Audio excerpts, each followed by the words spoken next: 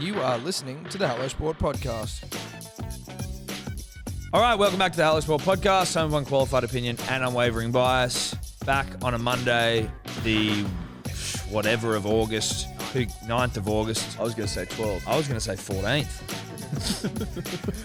I had 14th in my mind. I had 12. 12 felt right to me. I think 14th is Simi P's birthday. Shout out to Simi P. Shout out to Simi P. But it is not the 14th, so it's not. It's the 9th. It's the 9th.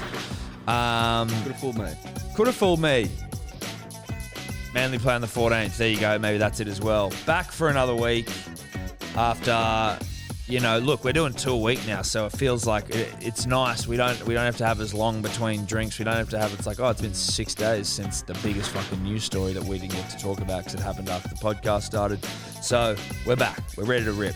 Punters and Dribblers hats sold out, never to return, at least not that design. That is the end of it. Thank you to everyone who got one. Fucking love ya, and thank you to everyone who's been patient because we pre-saled it, which, as we've said every time we've been on here since the pre-sale started, pre-sale will never happen again. Especially not in COVID. Especially not in the COVID time. Delivery times sort of stretch out and out and out. Blow out the arse. The bounce out trackies are still in production, but they are not far away. Promise you, they are not far away. But again, pre-sale, had to find out the average size. Still not ideal. Pre-sale, never to happen again. Now we know how big you are. We get an idea of how big you are, and we also just know that if you go like, well, do you just have a guess and get them here on time, or do you pre-sale and it takes a while? And I'm saying there's probably more value in just having a crack. Well, now we know how big you are, so... But the audience is ever growing, so I think we just have we should have just almost averaged but the numbers work, Tom. Yeah. The numbers will work. They will work. You can have you heard of extrapolate statistics? That. Yeah, I have. I'm not a big stats man. I'm a vibe man. You know that. Yeah, Everyone you're knows vibe. that. You're vibe. I'm vibe. But I back You're more of the statistical realm. Well, look... When it suits. Well, vibe's all well and good. Yeah. But I think when it comes to the merch game, you want to have a little bit of math there. Fucking oath. Couldn't agree Just a more. pinch. Yeah, yeah. Well, imagine if it was just me. Like I think that's where we complement each other well, is that I am definitely more vibe and you're definitely more stats. When it comes to things like this, I think when it comes to just life, we're probably a bit more vibe. But you bring the vibe, you bring the stats and the sort of like, X's and O's or the Excel spreadsheet to my life, and I am just pure vibe and chaos and lack of organization. You're getting there though, man. I'm getting there. Proud of you. My mind feels like. Do you remember when you used to, when you're in like primary school? These were actually fucking sick. When you used to like little scientist experiments and shit, and you would get 2 water bottles and you'd tape them upside down end to end and fill them with colourful water and put shit in them. Then they became tornadoes. That's what my mind feels like when I'm trying to like keep all my shit together. Like what's As going you were on. telling that story, I just thought back to a science experiment we did when I was in like year 6 or something. Yeah. Where like you'd fill a bucket with water and you swing the bucket over your head and the water stays in there. Yeah, right. Through the power of gravity. Yeah, right. And I remember thinking, that is fucking wild. Doesn't seem that impressive anymore, but at the time, when your mind see the can water, be blown when you're a kid, it's just dude. hanging on the top of the bucket. You're like, fuck me. Yeah. We used to do I think shit it might be like, centricular force. Is that right?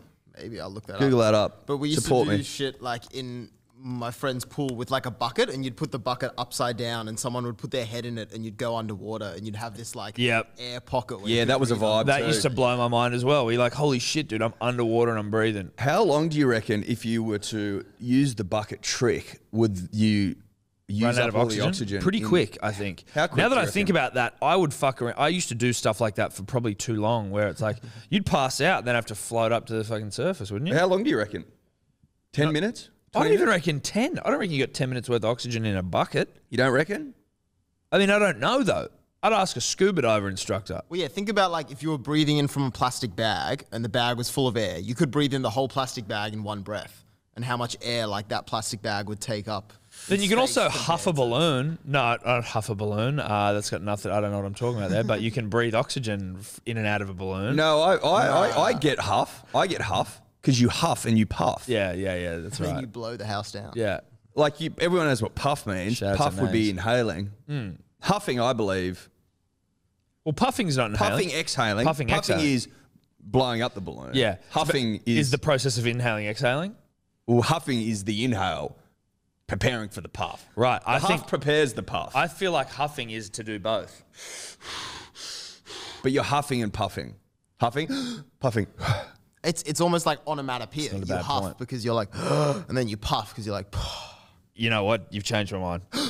I'm with you. I'm sold. Yep. Anyway, so my mind feels like it's a mixed up jambalaya. But shout out to Junior Science Experiments. I do think that one is called what was it called? centrifugal force. There we go. Centrifugal force. Also, shout out to the Bunsen burner. Bunsen burner blew my mind in early high school. I think it was when Maybe you got to year 7 and you're allowed to use the Bunsen burner. Yeah, and you're like, holy shit. Okay.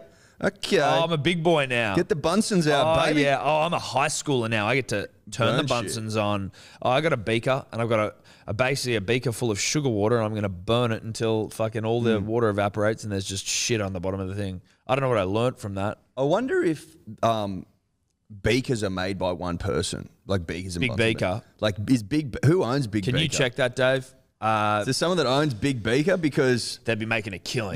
mate, if they've got those lucrative high school contracts.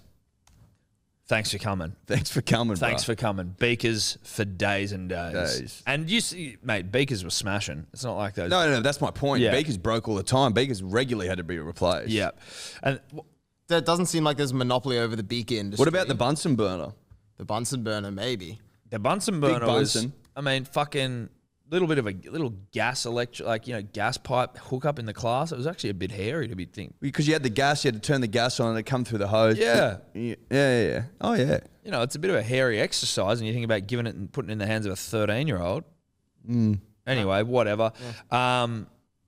That not the point. Thank you again to everyone who's got a Punters and Dribblers hat. We did spend a long time last week getting them fucking packaged up while we watched Manly 08 grand final. We did. And did I spend fucking my Sunday packing for the punter and the dribbler?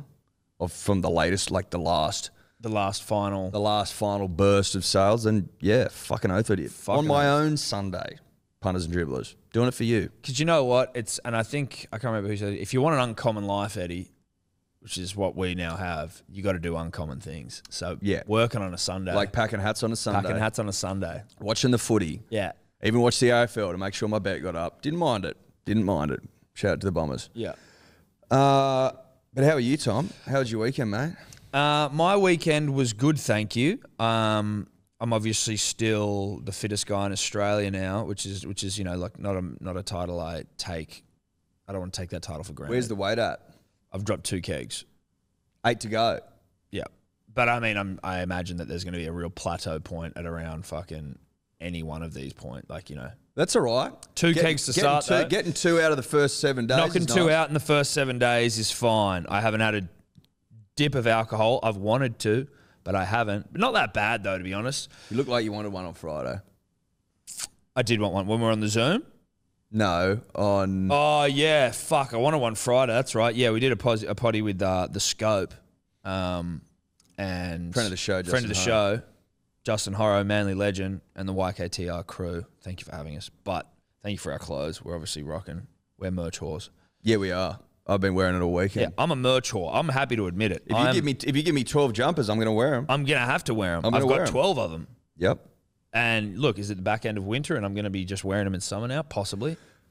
Mate, there are cool days even deep into September. Yep. That's right. Make no mistake. If you don't think there's cool days in September, then you haven't lived through enough Septembers. No, you're young. You're young. That's you're cool. 6. You're 5 or you're 6. You're 5 or 6 years old and you're a bit too opinionated, really, for someone of that age. You're very lippy.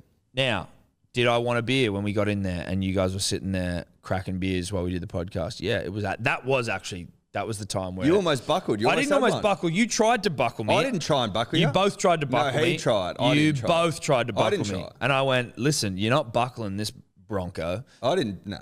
I was razor sharp, laser focused. You were dribbling. Josh, who's training me, sent us a screenshot of the Thursday podcast we did.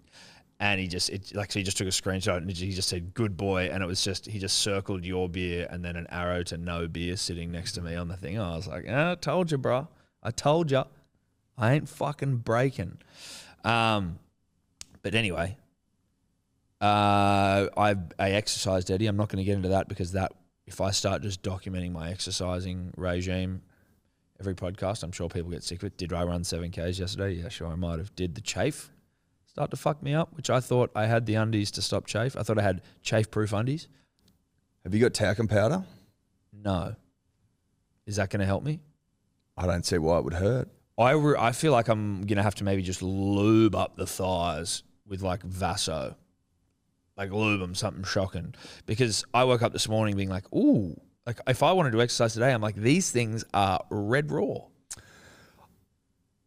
There's got to be something that works. Vaseline is undefeated, generally speaking. In the chafe game? Well, in life. In life. You know what I mean? Vaso makes everything easier. Vaso does. I was shocked when I realised... Vaso has healing powers. It actually does. It also has petrol in it, which I thought was a little petroleum. Do you, Dave? That's on you. Don't want to get sued by Big Vaso. But I thought Vaseline was like petroleum. Like it's got some like sort of scat shit in it.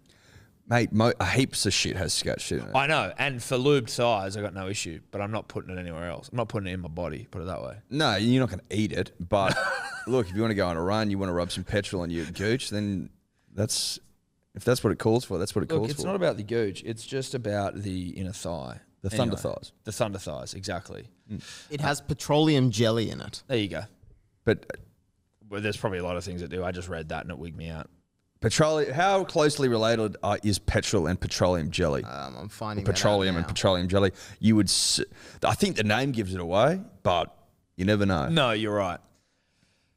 Anyway, Ed. Anyway, brother. Yep. Anyway, mate. Yep. So 2 kegs down, but I'm making some additions to. You right there? Yep. To the household. So we've obviously got a new king size bed. I cannot overstate it's the best purchase I've ever made in my life. Best purchase I've ever made in my life. But now we've got a new couch as well. I saw that on the Zoom we did on the weekend. Very nice. I believe the Dumbrells have a similar, if not the same couch. So I know what you're working with. It's a Steph purchase. I don't know my couches. I just know the current couch we had was like when you had to constantly like fluff the fucking pillows, and like if they weren't fluffed and you sat on it, it's bad back city. So it's some couch that she was into, and so now because it's fucking COVID as well, because the couch that we have is mum's, and the couch that was like the fluff fucking couch is my mum's, and she's like, well, I can't take this thing back till like lockdown's over. So now our fucking living room is just couch, just covered in couches. When's your council cleanup? No, because she wants it. We just had a council cleanup. We threw away our old bed and a bunch of other shit. Shout out council cleanups. Yeah. They're fucking great. Where would we be without them? Dude, council cleanup is such a great fucking idea. It's the best idea ever. Because how many people own fucking utes? Like, that's it. And how many people can go to the tip and shit? No. But they're like, bruh, you put it out on the road, we'll pick it up for free. Mm-hmm. And half the time, most of it's gone anyway. That's why we pay our taxes, The council don't even really pick up they pick up all the junk. Yeah. But the rest of it goes. Well, people drive around their vans and their utes and they load up, baby. We so the council cleanup I think was last Monday. Council cleanup, and I put our bed up out on the road out the front of our place, our apartment, and when I did, there was nothing else there. Like it was just grass, no one else there. Put our bed up there with just like a couple of things on top of the bed. I literally went away, came back like 20 minutes later, and it was just like fucking packed. Like it was almost like You set the tone. I set the tone. I was like, oh, these guys put a whole fucking bed up here. We can rip. Did the mattress go? Yeah. No. It was all thrown. It pissed with rain one night. We put it out like a Saturday or a Sunday. If you're in the fucking taking mattresses off the street game, I think you need to have a really long, hard look at yourself. Because you don't know where that fucking thing's been. I don't think I need to sit here and remind you that you spend a significant amount of time on a mattress. Yes. So dragging one off the street that's been subjected to fucking all manner of thing. And, it's probably been raining. It's probably been You don't get a mattress off the street. Listen, like... Mattresses aren't cheap, or beds even in general, but it's like the way that I rationalized it in my mind was like, this is like, the shit you spend money on where that like you're only getting, momentary use Or a night's use out of. It's just like, this is something you use every single night, every single day. And it's like, it's paramount in your ability to attack the day. You need a good sleep. It's like, spend a bit of money, whatever you can afford, obviously, but on a fucking bed. Don't get one off the street. Don't get one off the street. Don't be me in Bathurst and have a king-size mattress on the floor of your No, you room. didn't. You had a cot bed. Yeah, but then I got it designed for a cot. For a baby. That's what he slept on. I started off with a cot. Steph, his fucking girlfriend, who now his wife, came up to stay with him, and she slept on the cot bed, and he slept on the floor. Now, I think she broke up with him a week later. No. Yes. No, listen. You had it in the fucking living room. I had a in your cot bedroom. bed mattress for a period of time. Period. Years. No, it fucking wasn't. It wasn't. That's It was a at lie. least a year. That's a fucking lie, and It you was know at least a year, and it was in the wasn't lounge room. It's And he'd bullshit. sit up all night Mate. fucking roasting up in the lounge room on your cot bed. You did, you fucking liar. Surrounded by remember. beanbags and shit. I had the cot bed for a look. In fairness and truth, How long do you reckon you had it I reckon for? I had it for a couple of months. A couple. I reckon- 2 months, you reckon? I reckon. Bullshit. I reckon no, because then I got that. I'm not saying it's. I'm like I still think 2 months on a cot bed is pretty disgraceful. It was a cot bed mattress on the floor. It wasn't even as wide as my torso. Where did you get it from? It was like something that's I don't actually know. I think it was almost like That's disturbing. it was just a mattress that was in the house. You know when like we all moved in, people were just bringing all this shit in. Did you get that off the street? No, I didn't. Someone bought it. Like it was obviously I Bought a cot bed. as in no, because there was no cot. It was for a cot. Yeah, but bro. I'm saying we never had a cot, right? It wasn't like, oh, where'd it here's come from? let me take the mattress out of a cot. Where'd it come from? It was then? longer than the length of a cot. That's why I feel like it was like a, like outdoor. It was this big. It was the size of this table in between us. Yeah, maybe slightly bigger, but it was about that and thinner probably. Where did you get it from? I don't know, dude. It was in the house and I didn't have a bed. Were your legs just hanging off the Yeah, whole time? yeah. So like we had carpeted floors at least, so it was like the leg. It was just that, and then the legs just ran off, and I just wrapped my feet in a doona. It was cold. It was cold in Bathurst, and laying on the floor. Fucking cop bed. Jesus Christ. But then I did I'm get. now concerned about where you got it from. Dude, I don't know. Like I didn't go and hunt that down. I was hunting the mattress, which I eventually got. Which was just from like one of the other houses, in one of the, I think it was one of the girls' houses. Shout out to a friend of the show, M. Wiseman. I feel like it was hers, or at least she was like facilitated it to me or something. But anyway, I slept on that. A mattress merchant. Yes, exactly. I was on that thing.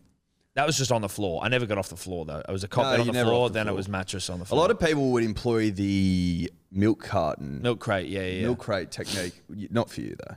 I could have, but I was like, fuck it, who cares? I don't mind being on the floor. Bit bohemian. Yeah. A bit.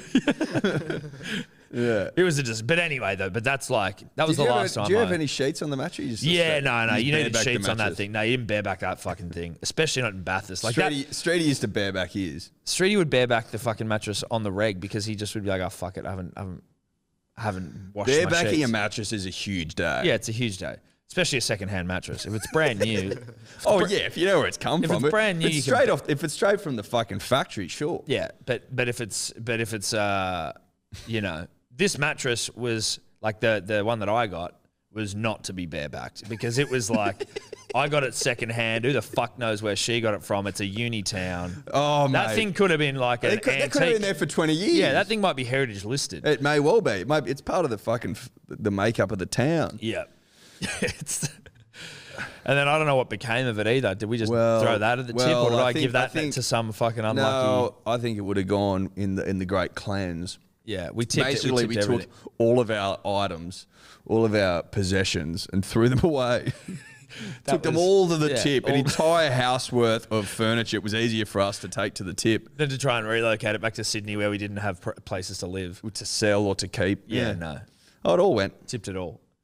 But anyway, so we're just saying, don't get a mattress off the side of the road, punters and dribblers. That's a big mistake if you do that. Don't do that. Your weekend, did you do anything else? Is there anything else that we've left out? Not for me personally. Did you get up to anything? How's the lockdown with the family going? In a house full of people? Yeah. You stepping on each other's toes? Nah, sweet. Any blow-ups? Nah. Any bocce? You fucking taking names? Not play. We haven't played. Look, there has been a distinct lack of games this lockdown.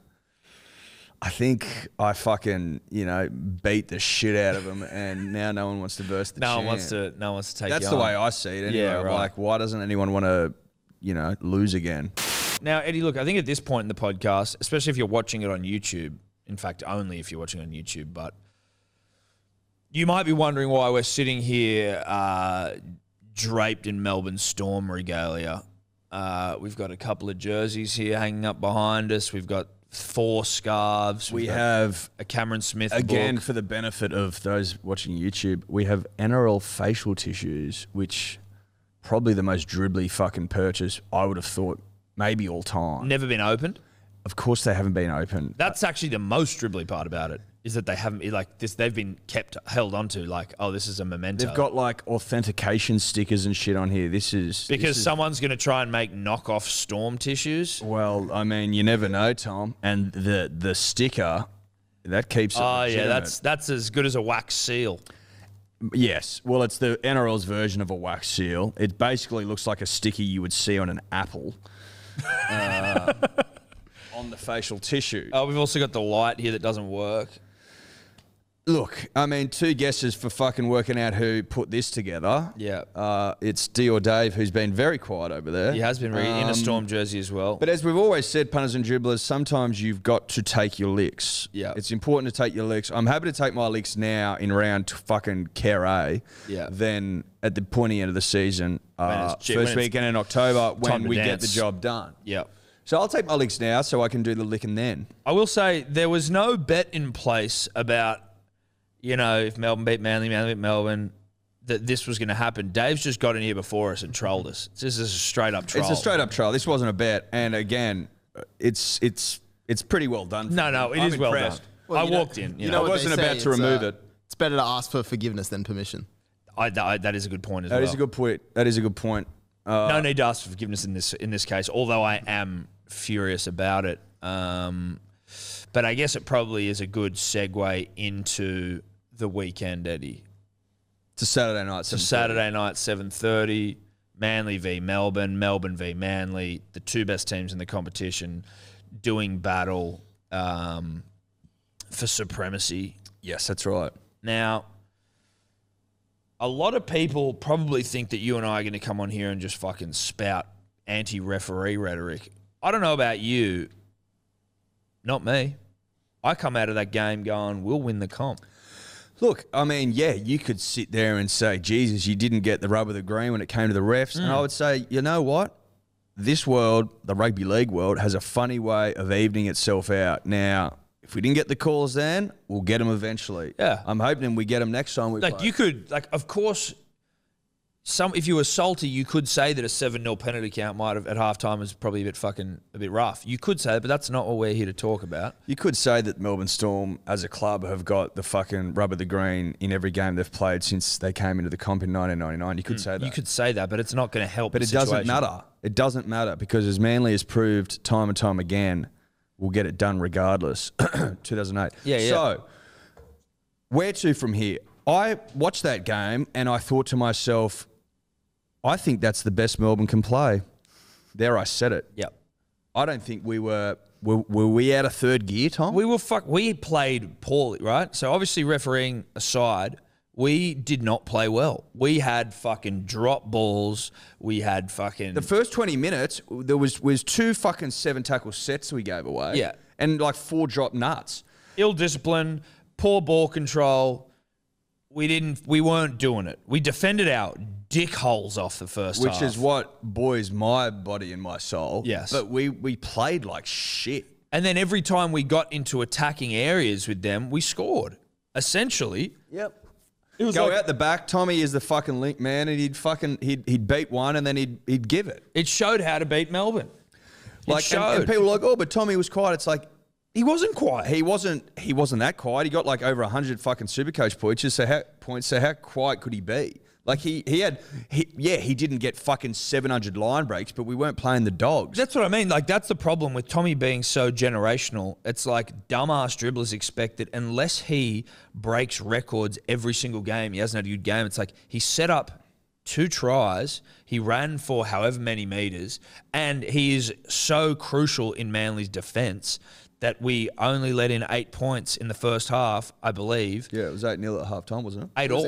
8 all at half time. Yeah, he only let in 8 points. That Manly only let in 8 points in the first half against a team that every other team. This is a team who absolutely belted the Panthers. They belted the fucking Rabbitohs. The Storm put 40 on everyone. I'm pretty sure before the Manly game, 3 out of our last 4 games, we've held the opposition scoreless in the first half. And that included like 40-0 up at halftime against, I think, the Tigers, 30-0 up against someone else. Roosters. We were outscoring them like 120-6 after the Cowboys game. So like we lost that game. Like it's not one where you go like we were robbed. There were elements of the game that we were on a Zoom call with our Pro Manly Rhetoric WhatsApp group, and we were fuming about some things that, you know, it's better just to keep them in-house in the group. We'll keep them in-house. But by and large, the game was lost for a multitude of reasons. We didn't win the game. We didn't win the game. It's not like the bad refereeing lost us the game. Didn't help, didn't lose the game. Because we weren't at our best. But we came away from that going, oh, we can take it to these fucking losers. They aren't big, bad, and scary. No, they're not. And look, Tom, if we bring our boot polish in October when you need to bring your boot polish, I'm pretty sure fucking Melbourne are a bit worried. We're like, surely you look at that side, you guys played. You guys, and you say to yourself, that's a handy fucking rugby league side who could do us. Yeah, look, Manly played well. I'll give them that. We were under We strength. didn't play well. That's the point.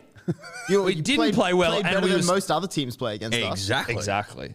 Still, we were under strength. We got some more building to do. You scored most of your all of your tries on the wing of Dean Eremea, who isn't our first choice winger. You guys scored like most of your tries though from like horseshit calls. So I mean, where do you want to? From like Tommy Turbo dropping a bomb on his Well, there's line, that and one. Ruben That one Garrick- happened again. That one happened again. And Ruben Garrick like not being able to Mistakes. clean up a Two rubber kick. No. Your Melbourne's 2 tries were bullshit. Like Jerome Hughes stepping around Josh Schuster, who for once being blind didn't come in handy because he couldn't tackle Jerome Hughes.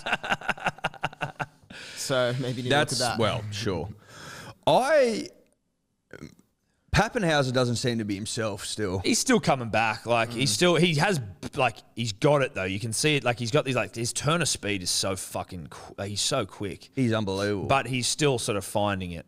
He's still clicking there. I hope that he doesn't find it by final It's time. interesting because they took Nico Hines off for him, right? Yeah, about 45 minutes in. It's an interesting substitution, that one, I find. Well, they're trying to obviously work Pappenhausen back into the game as opposed to like you would. It'd be crazy if Nico Hines doesn't fucking have a spot in the Melbourne team. Bro, I was towards the thinking end of this the because season. last year in the grand final, he sat on the bench for 80 minutes. And I was thinking, like, what if he does that again this year? How funny would that be? Well, but like, or doesn't make the team. Yeah. But again, I guess you could leave him on the bench and he's just a great cover in the halves and like a fullback and shit. But like, it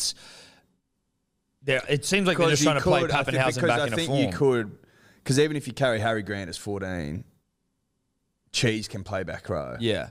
That rotation with those two. Do you know what I mean? Like, it's not a hooker for a hooker. Harry Grant's so fucking good and the Cheese, like they're both so good, but that like, just the like sort of, there's no let up with the roll on from those two, just going from dummy half and running the ball, and it was. And like Harry coming onto the field half an hour in when people are tired as well, and just like ripping, so fresh, ripping. You're like, fuck. Tell you what, there is one thing I got out of the game, which I'll be honest, I'll be up front, always have to be.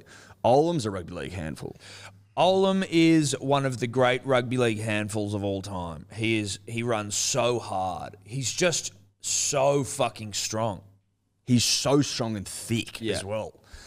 He scares me almost more than anyone when he's got the fucking nut out of your side. Yeah. But that's enough fucking fellatioing. That's not a word. Filleting of Melbourne. This is where we'll end it, punters and dribblers, with the cold hard facts, with the truth.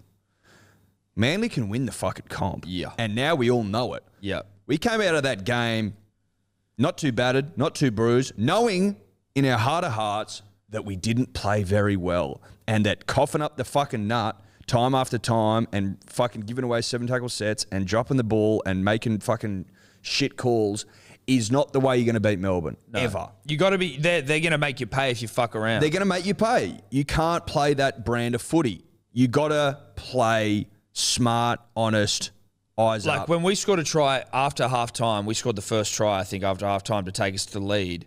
And then off the kickoff, we knocked it on. It's like, fuck, dude. And then you score. And so it just negates what we do.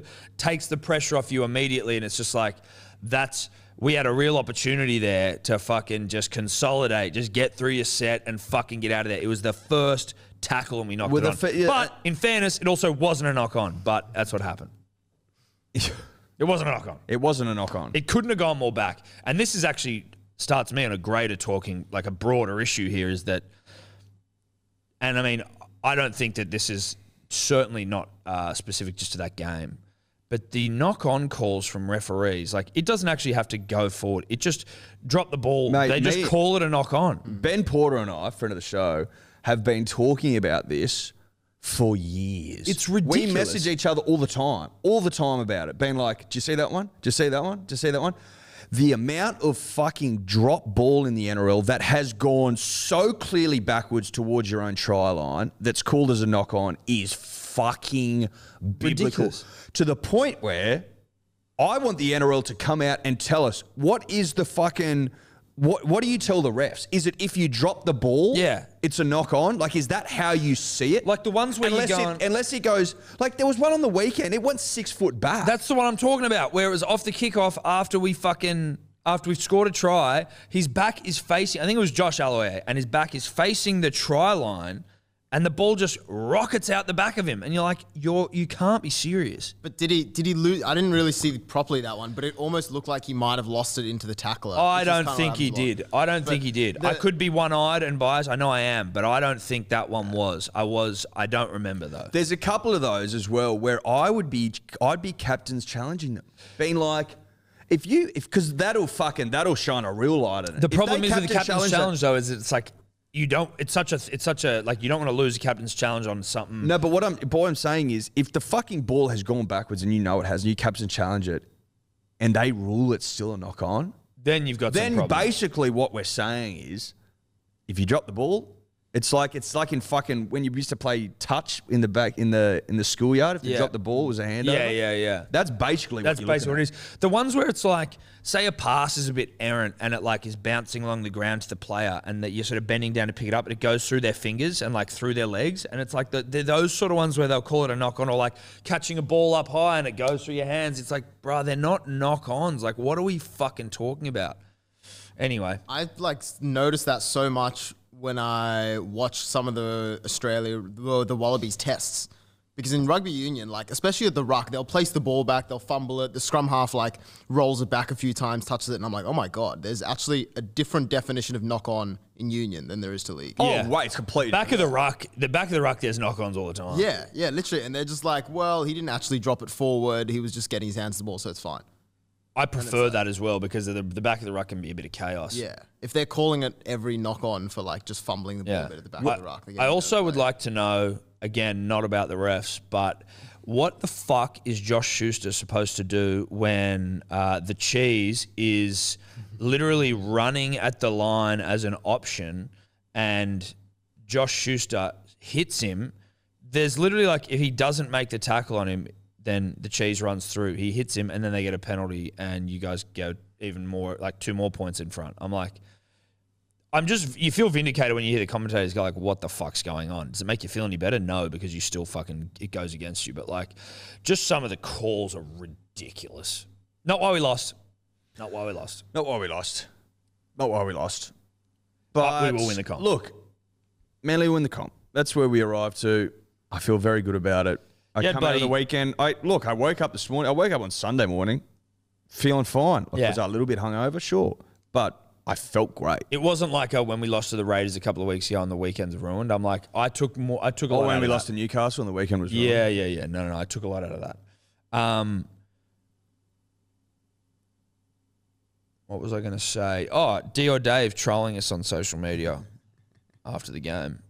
I mean, listen, like you bring him on board, you know, we employ this man. He put bongs on the table for him and his family, and you know, he just starts trolling us on on social media. I don't know. How do you feel about that? Well, he's a lippy little prick, isn't he? That's where I'd start. Yeah. Look, I would warn him of the age-old saying, Tom, don't bite the hand that feeds you, the bongs. That's where I'd start. Yeah. Obviously, it's up to him to interpret that information however he pleases. Yep. But the bongs, they will run dry if he keeps it up. I would say that. Christian Welch, you're like a little Melbourne influencer now, dude. Welchie's on your IG. He's a little bit more gracious towards Manly than I think I am. Yeah, He's very, very respectful bloke, Welchie, and He's a gentleman. Maybe just trying to butter up Manly so that they're even easier in the grand final. I want to ask him whether he intentionally plays for crusher tackles, because it seems like he does, and that's the greatest respect. I love you, Christian Welch, but I was watching that. No, he intentionally plays for offloads, which means he turns his back all the No, time. he plays he for plays crushers. for crush tackles, I watched Melbourne on the weekend, and I got to say, I've got to hand it to you. The side's ability to slow down the ruck is fucking unbelievable. And you're just like a little hand here laying for a second there. I'm like, they have got it so fucking dialed in, and the refs are such big pussies that they never call it. That it's unbelievable. Well, dude, 6-1 I think was the set restarts. 6-1, I think. And Melbourne players always get tangled. It's like, Yeah. oh fuck, how'd my arm get up here? Yeah, And, yeah. I can't You think get it's up. like I a can't fucking get up. I yeah. can't get Oh, up. dude, I can't sorry, get up. I'm a fucking pretzel. No, you're not. You're not, bro. You're not a pretzel. You're not a pretzel. You're a dog. Like, undo your hands. Undo your hands. Just let go your hands. Let go your hands. And then the ref going, I'm not going to give a 6 again. He's tangled. Look how tangled he is. Well, he's tangled because he's got his fucking arms clasped together. Yeah, around a guy's neck who's actually passing out. I'm a pretzel. fucking I'm a pretzel ridiculous. ref. No, you're Got not. him Get the flattened fuck out. up. No. Rear naked choke. I will say that. Very impressive. Yeah, no, very impressive. Very impressive. It's also very impressive how, well, it's not as impressive. I liked in Dez's press conference because Des knows. It's not about the refs. We also played poorly and still scored tries against the team that everyone thinks is going to win the comp.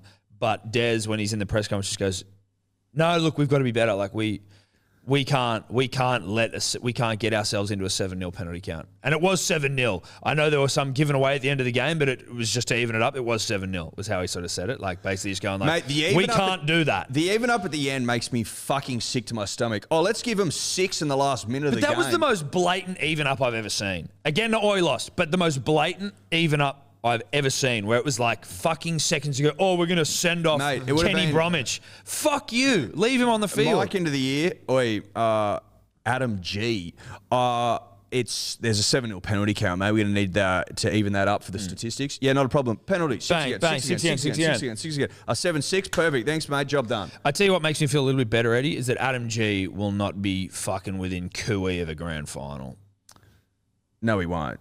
That would be my thoughts, and that's no disrespect to Adam, but it kind Adam of is. G will not be within QE. No. It's as simple as that. Adam will be, you know what, there might even be like pictures of Adam outside the stadium that we'll put up, and it's like, if you see this guy within 50 feet of the stadium, shoot him.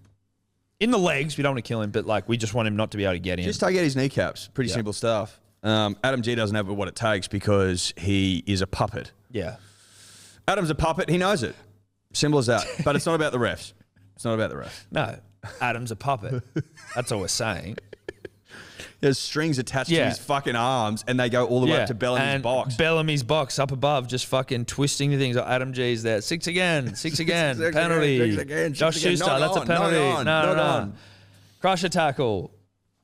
Ridiculous. But anyway, look, I'm buoyed by that loss. Buoyed by the loss. That's one of the best losses I think you can have. A buoying loss. Yeah. A loss that buoys the soul, the mind, the body. Yeah. The soul. The soul. And the mind. And the mind, the body. But Eddie, The win was good as well. the win was good. 17 in a row. I don't know how much you can get buoyed by a loss, but I was buoyed quite a bit by a win. Well, yeah. No, look, that's fine. Of course you'd get buoyed by a win, but The more you win, the closer you are to a loss. Remember Yeah, that. that's true. That's it. Keep this streak going. We all know how it happened for fucking Penrith last year. Chances of going back-to-back are slim, baby. They slim. Manly's coming. Ola Kawatu's like, oh, I'm so big. I'm fucking huge. Paseka injured, though. That's also scary. That's all right. He'll come back. Syndesmosis. Is he done for the season? I hope not, but it was a syndesmosis was what Des was pontificating, I think, in the Sure. press conference. But yeah, I'm not in the business of piling on and I know that you aren't as a podcast, as a show, Dave, you're not either, despite what the fuck we're looking at. Obviously, we've had some lippy Parramatta fans in the DMs about us and about fucking, the timeline of the Suns' demise and shit like that. And, we've been saying what we've been saying all season. This is more about us just sort of like, I guess, being able to justify what we've been saying. And all season we've been saying the Eels aren't up to it. They don't have it. They're not going to win the comp. People are like, oh, they're in the top 4. Fucking, you know what you're talking about. They've now gone back-to-back, like, heavy losses. Look, Tom and I... Moses was back for this Tom one. and I, look, obviously there's a bit of a rivalry between Parramatta and Manly. I mean, history just dictates that we dislike the Eels. It's, a rivalry is a rivalry. But Tom and I always call it how we see it. Always call it how we see it. And we ran away over the Parramatta stock. Many of the players, might I add, which we have a very fond spot for. But when I ran my eyes over the cattle, looking for the prize bulls, looking for, the bricks, looking for the cement, looking to see what they have, what it takes to win a comp, my eyes tell me they don't. That's all it was. I got to call it how I see it. It's as simple as that. And I said to myself, that team's not going to win the comp this year. It's tough. And as we get towards the pointy end, Tom, i.e. September, where are they? Now, I wonder... Where are they? So, Two massive losses. Massive losses. Obviously... What were the scores? It was 40-12 to Souths and 28-0 to the Roosters. And the week before that, they lost by 2 points to the Raiders. That ain't good. That ain't good. And, their run home, right? Their run home's fucked. They got Manly this weekend, which we are potentially going to be doing. I can cut this out if we don't, but I think we kind of are. We'll be doing a live game companion for. So that's just going to be us on a couch yipping and yahoo and screaming. And yipping. And yipping. But that's this Saturday night, 7:30, so you can set your watch to that in lockdown. We're going to be bagging the fuck out of Parramatta on YouTube, basically, for 80 minutes. Pretty much. So look forward to that. But, I mean, what were we talking about? We're basically just talking about, like, at what point, because usually I think in the NRL there's like a propensity to turn on the coach early, and it's like fucking sack the coach. Now, I feel like Brad Arthur's been there for long enough where it's like it actually might be the coach now. Or like the coach is like, maybe you need a freshen up of a coach. And I'm not, like they've got a lot of things that aren't like, Dylan Brown isn't exactly set in the world. Do you know Dylan Brown has 1 try assist for the season? He's No. a 5'8". Yeah. Wow. That's 1 try I did assist not for know the that. season. That's bro. not good. I've got him in my fantasy team. Jesus Christ.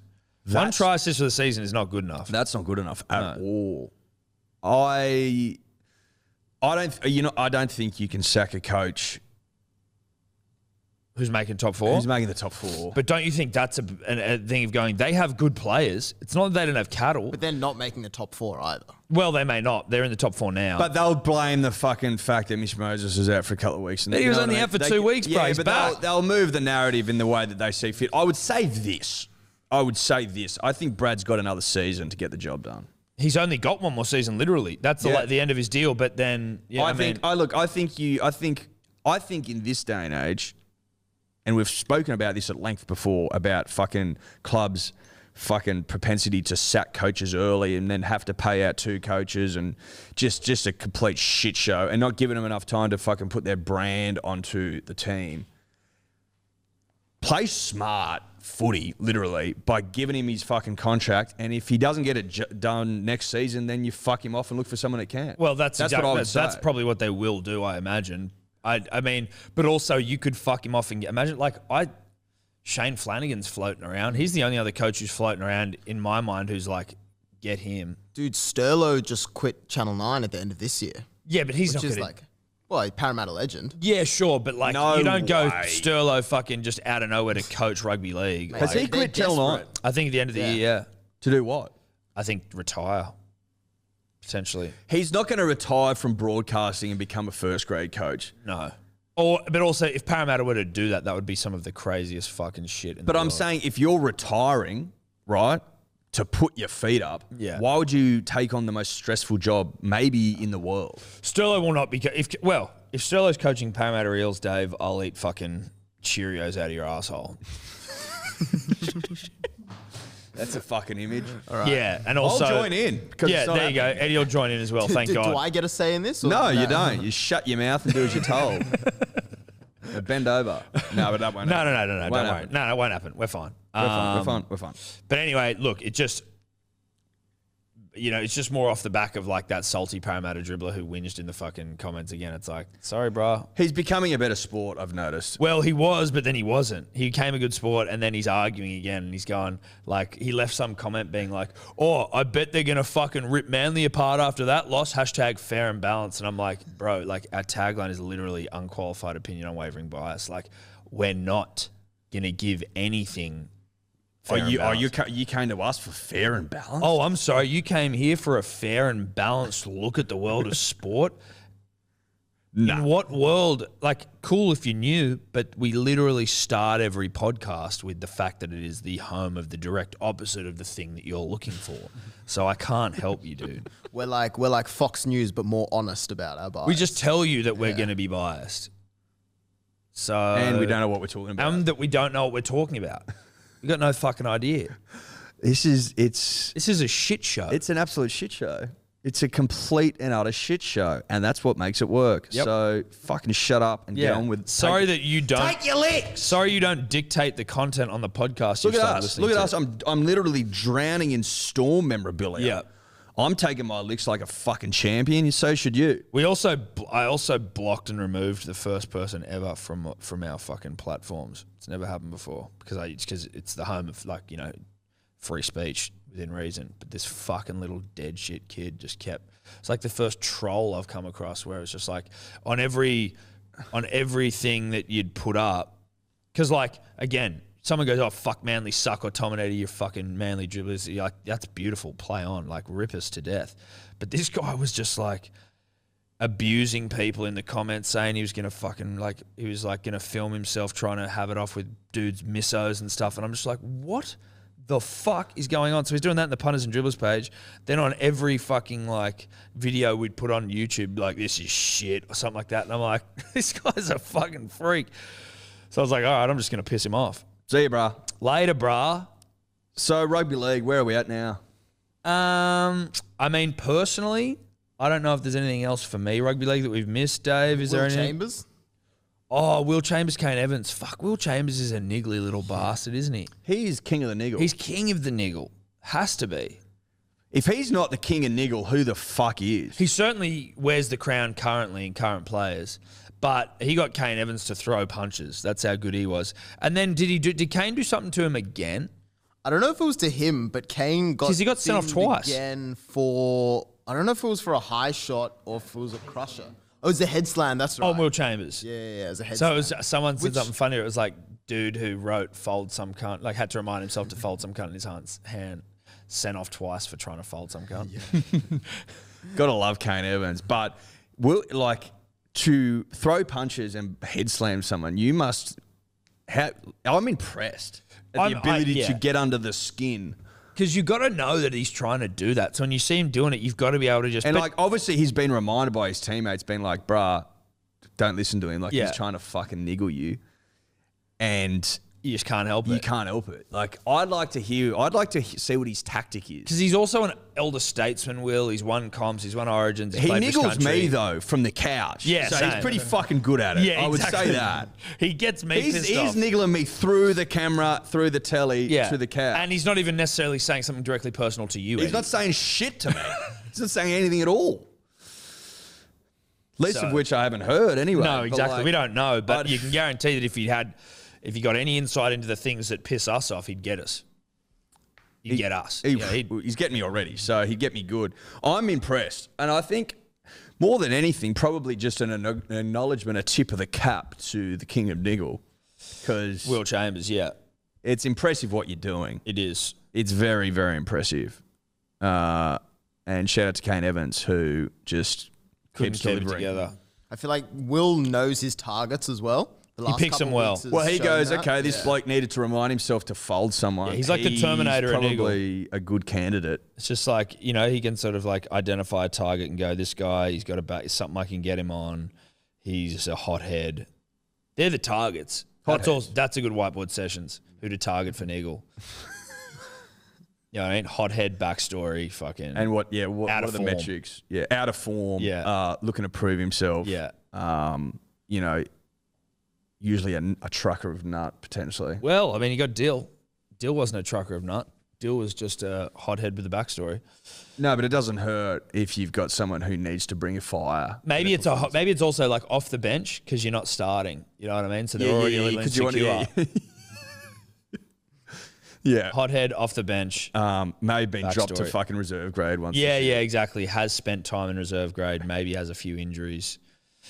Anyway, Dave, do you mind that I'm just putting my feet all over your fucking scarves? No, that's okay. Good. You should get rid of that one. It's actually The void. Premiership one. Yeah, that's a wrong scarf. It says 2009 on it. Has anyone got a texter? And 2007, I And think? 2007. Should we scribble it out with texter? No, I think that's okay. It's still Are a you good sure? reminder. Yeah. What about coffee? Like, will a black coffee fucking... You should get us a texter. We'll get rid of You it. got a texter in here, Matty? I appreciate it. It's a relic. Don't worry. He's starting to wig out. What are you gonna do? Don't worry now. It's no. I just liked that in between last episode and this episode, when I spoke about my days as a fencing champion in the Southern Highlands, that people actually went and looked into my fencing instructor, Roland Von Zopf, and he exists. I hadn't even thought to Google That was the him. maddest photo. Dude, I told you he looked like a fucking how you would- musketeer. Yeah, exactly how you would expect someone called Roland Von Zoff. He was a fucking... could you just Google him again? Yeah. And Did he have a burgeoning career himself? Well, I don't know what sort of a career one has in the world of fencing, with the greatest respect, but he was like... Well, you can go to the Olympics, obviously. Yeah. He was, I don't know what country he's from. I don't think he ever competed, but he's like a local legend, clearly. Would you call him a purist? Fuck yes, he's a purist, dude. Are you kidding me? Don't even ask that question again. Roland's as pure as they get. Pure as the driven snow. Had his fucking... his musketeer mustache. I would say this about fencing, having watched a little bit of it off the back of the Van Zopf chat. Yeah. Why do you need to be connected? Von Zopf. It's because that's the electricity.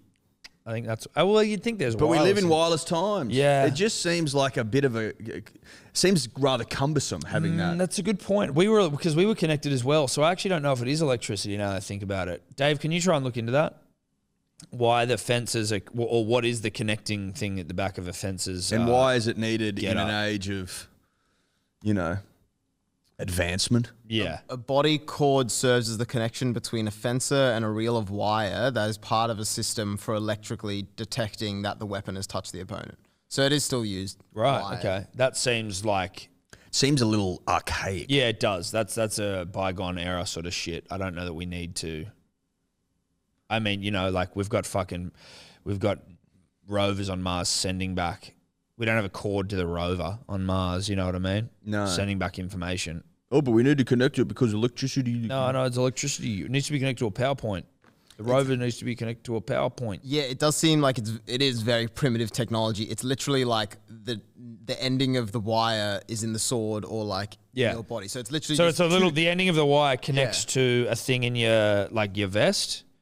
It's primitive. Yeah, it's primitive. but it's like you've got two ends of frayed wires and you just like touch it together. Because you also that's connect how the it sword. works. There's like a cord that comes at the end of the sword, and that connects into this thing as well. It's like it's like the European Union is to NASA, right? Like I remember the European Union set out a fucking like their own rover. They're going to land it on an asteroid. They did all the hard yakka, flew billions of kilometers, took them years, got there, and the claws that come out of the bottom of the fucking like the rover didn't grab onto the dirt, and then so it bounced around and fell in a crater, and it was blocked from the sun, so its fucking solar panels didn't absorb any energy, and it died after a minute. No. And NASA go, we're just going to use like nuclear fucking fusion and have biodegradable batteries that last for like decades. That's our answer to your little problem. To what you did, and you didn't put claws on it. You put like sliding dance shoes on this thing. expecting for it to. Who didn't put the claws on? What a fucking... I forgot to put them on. It's like when you're setting up like a TV and you forget to put the stand on the bottom or something. Yeah, sure. Well, I have a TV that didn't have a stand, so I felt like I was in a similar, Yeah, there was there. I thought there might be something. You got to bring a lot of truth to this game, you know what I mean? Otherwise, you're just talking out your ass for hours on end. So I would say to the fences, get that together. Yes, get it together. Did we all as a nation sit back and enjoy McDermott's high jumping? McDermott's high jumping on Saturday Saturday night. night? I mean, look, Tom and I have spoken at length, at nauseum, about Australia's rich, storied history of jumping. I mean, look, the kangaroo led the way, and we as a people have followed. Correct. And Look, the McDermott, kangaroo lit the torch. Eddie. yeah, lit the torch. It lit the fire that burns within all of us. And McDermott, she did a good, proud, honest job in keeping that fire alive. Fucking oath she did. Now, I don't know about high jumping men. I didn't see it as much when I watched like Brandon Stark and shit go, but the high jumping gals, they seem to be some of the weirdest people that I've come across in the Olympics, certainly so far. Their pre-jump rituals. Yes. Obviously, McDermott, I don't know what her first name is. Nicola McDermott. She's numero uno in quirky pre-jump ritual. But even the other Australian who was in there, whose name I can't remember, but she was doing this shit where she was like closing her eyes and doing the jump before she gets. So she go. Yeah.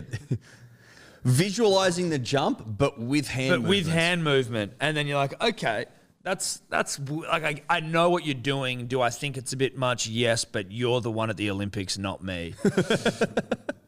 So it's... Look, mate, I mean, you may well have been visualization away from making it. From making it in yourself. fencing. But McDermott... Or just doing an entire game of footy, 80 minutes. Yeah, 80 minutes, pass the ball, tackle, knock on, miss a tackle, fucking break your knee. You got to get there fucking out. 2 hours early just to play the full 80. Just to play the full 80. But you know what though? I love the quirkiness. No, it same. was fucking weird as shit, and I was loving every second of it. Be honest, when you realised that she was heavily Christian, did it make it weirder? I literally just found that out and was like, ooh. Bro, I seem to have a radar for these sort of things. I could tell almost straight away. Yeah, I mean, she certainly gave us the vibe. It was the hands up and the look to the sky that was doing me, and I was like, okay, ooh, what's going on here? Because that, like, the problem that the thing that threw me off, like, I get if you've got like a pre-race, like a pre-jump ritual thing where you're like, come on, like trying to G yourself up, and you do that every time, then that's like, I get it. Or even if you're like Steve Smith or Nadal, and you're like, you got to touch a million things and have your bottles all fucking aligned. But this was so weird and meticulous and almost seeming like it was meant to, it's like, it was so exactly this. It was so exactly the same every time.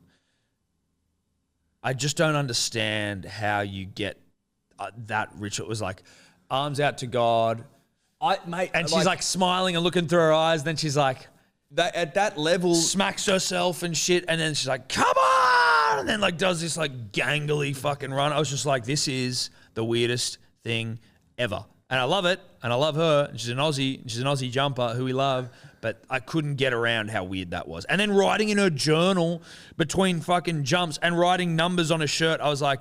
I was actually impressed by the level of dedication to her craft. Not only was the pre-jump ritual a lot, but the writing in the journal and then the writing on the shirt where she would give herself a score, not on one metric or two or three or four. She had about 7 or 8 that she was scoring on each jump. She actually, the best jump of hers was the 204, where she was a bee's dick from clearing it.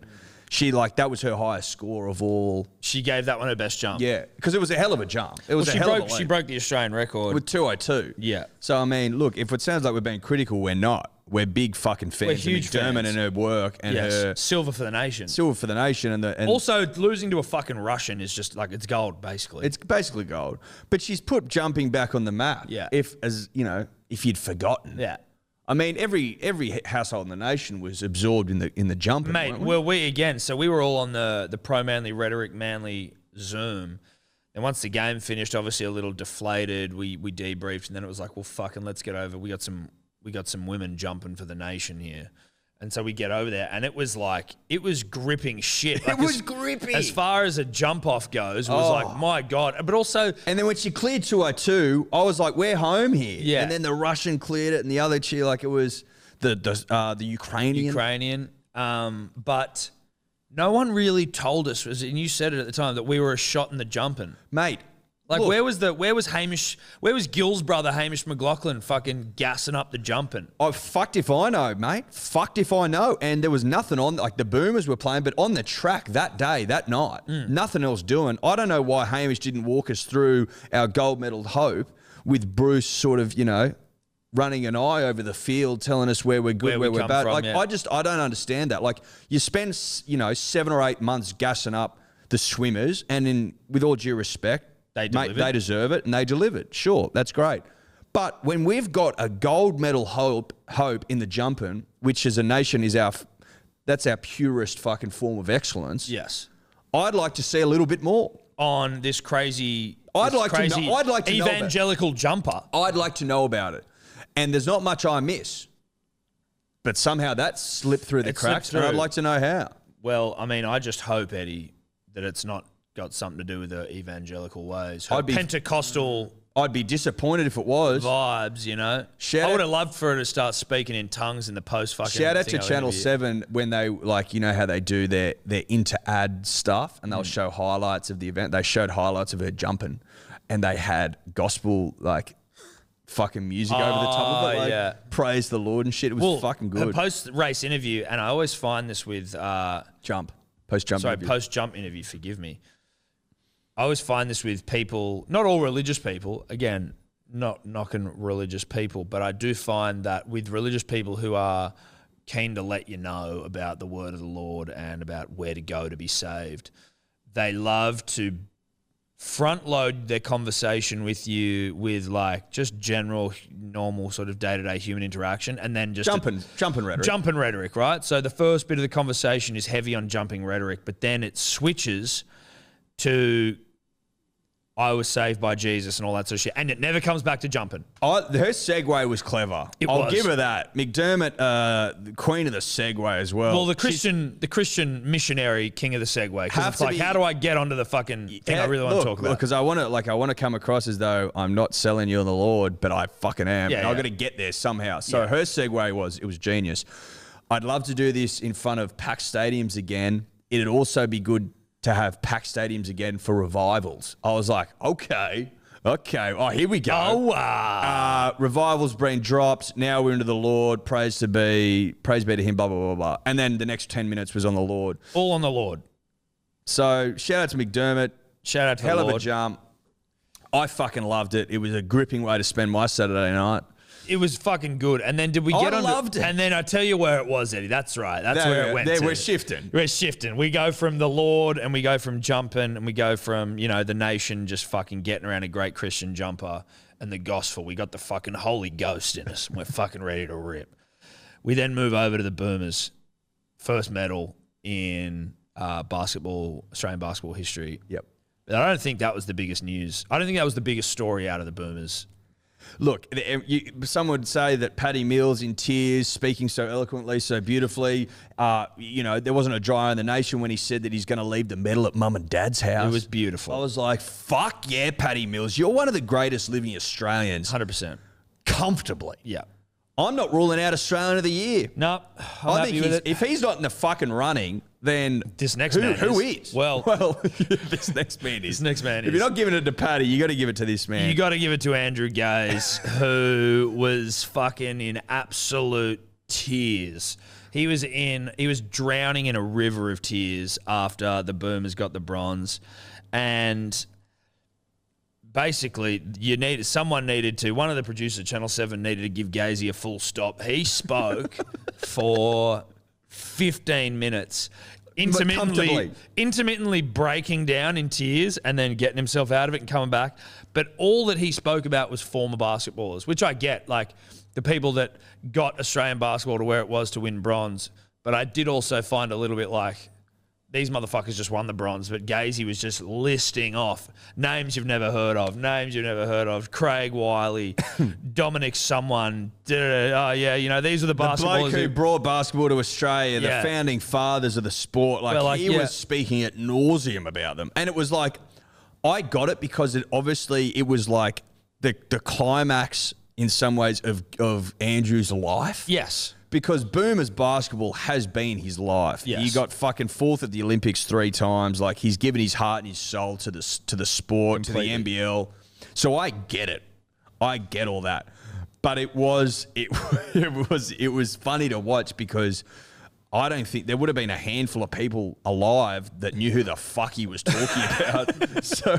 But also, like, I would get it if it was woven in with like, didn't this bloke play well? Didn't he rebound well? Or didn't he? But it was just all like yesteryear rhetoric. And I was like, I don't know who these people are. And he's crying again. All right, Gazey. He's in fucking tears. It made it great, though. It was great. No, I loved it. I loved it. It was so good. It was must-watch television. And you knew that underneath that table, underneath that desk, he was wearing the Andrew Gaves signature threes, the green and golds. You knew he was. 100%. I could tell he was wearing them. Where's my wallet? Dave, you got to buy them now.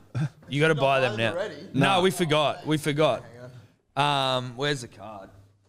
I think we just both go size 11. And then we get Dave whatever the fuck you want. No, get me 10s. You want 10s? I'll squeeze into them. Where's my wallet? No, that's it. Oh, yeah, I'll just use these. Oh, I know who these one. Get 3 pairs. Get the green and gold ones. Yeah, all green and gold. Your size. Get me 11s. 11 and a 10. Get me 10. Yeah, that's US 11. Yeah. They probably won't fit me, but that's all right. It's not about that. And then we'll wear them on the show next week. I'll probably wear them to my own wedding. That'd be fucking great. Dude, we should dress up fucking really well and just have these huge... I tell you what they'd go well with. Bounced out trackies. Yeah, nipping out of the fucking servo. Bounced out trackies, your big fucking green and gold Gazeys on. Oh, God. But we'll be wearing them next week as an ode to Australian bronze and to Andrew Gaze. Andrew Gaze. What? There's no sizes under 11. Just get 11s. So 11s. And then you'll just have to get whatever ones you want. I'll get another pair. Yeah. Size. Okay, yeah. They're selling out. Have we? Of course they're fucking selling out. Yeah. But I mean, we've illuminated the mind of the punter and the dribbler. Yeah, mate, these are the best price ball shoes you'll ever get, and you're supporting a great Australian and Andrew Gaze, and you're going to look fly as fuck doing it. So, look, it was good to know, though, that as he was weeping tears of joy for the nation, that just below the desk, as you said, were some of the cleanest, freshest signature Gaze green and gold 3.0s, whatever the fuck they're called. What are they called, Dave? Gaze Elite Fly Signature green and gold. Mm-hmm. Yep. I can't wait to fucking adorn myself in those bad boys. Yeah, they're going to be hot as shit. It was a fucking great night for Australia. It really was. Yep.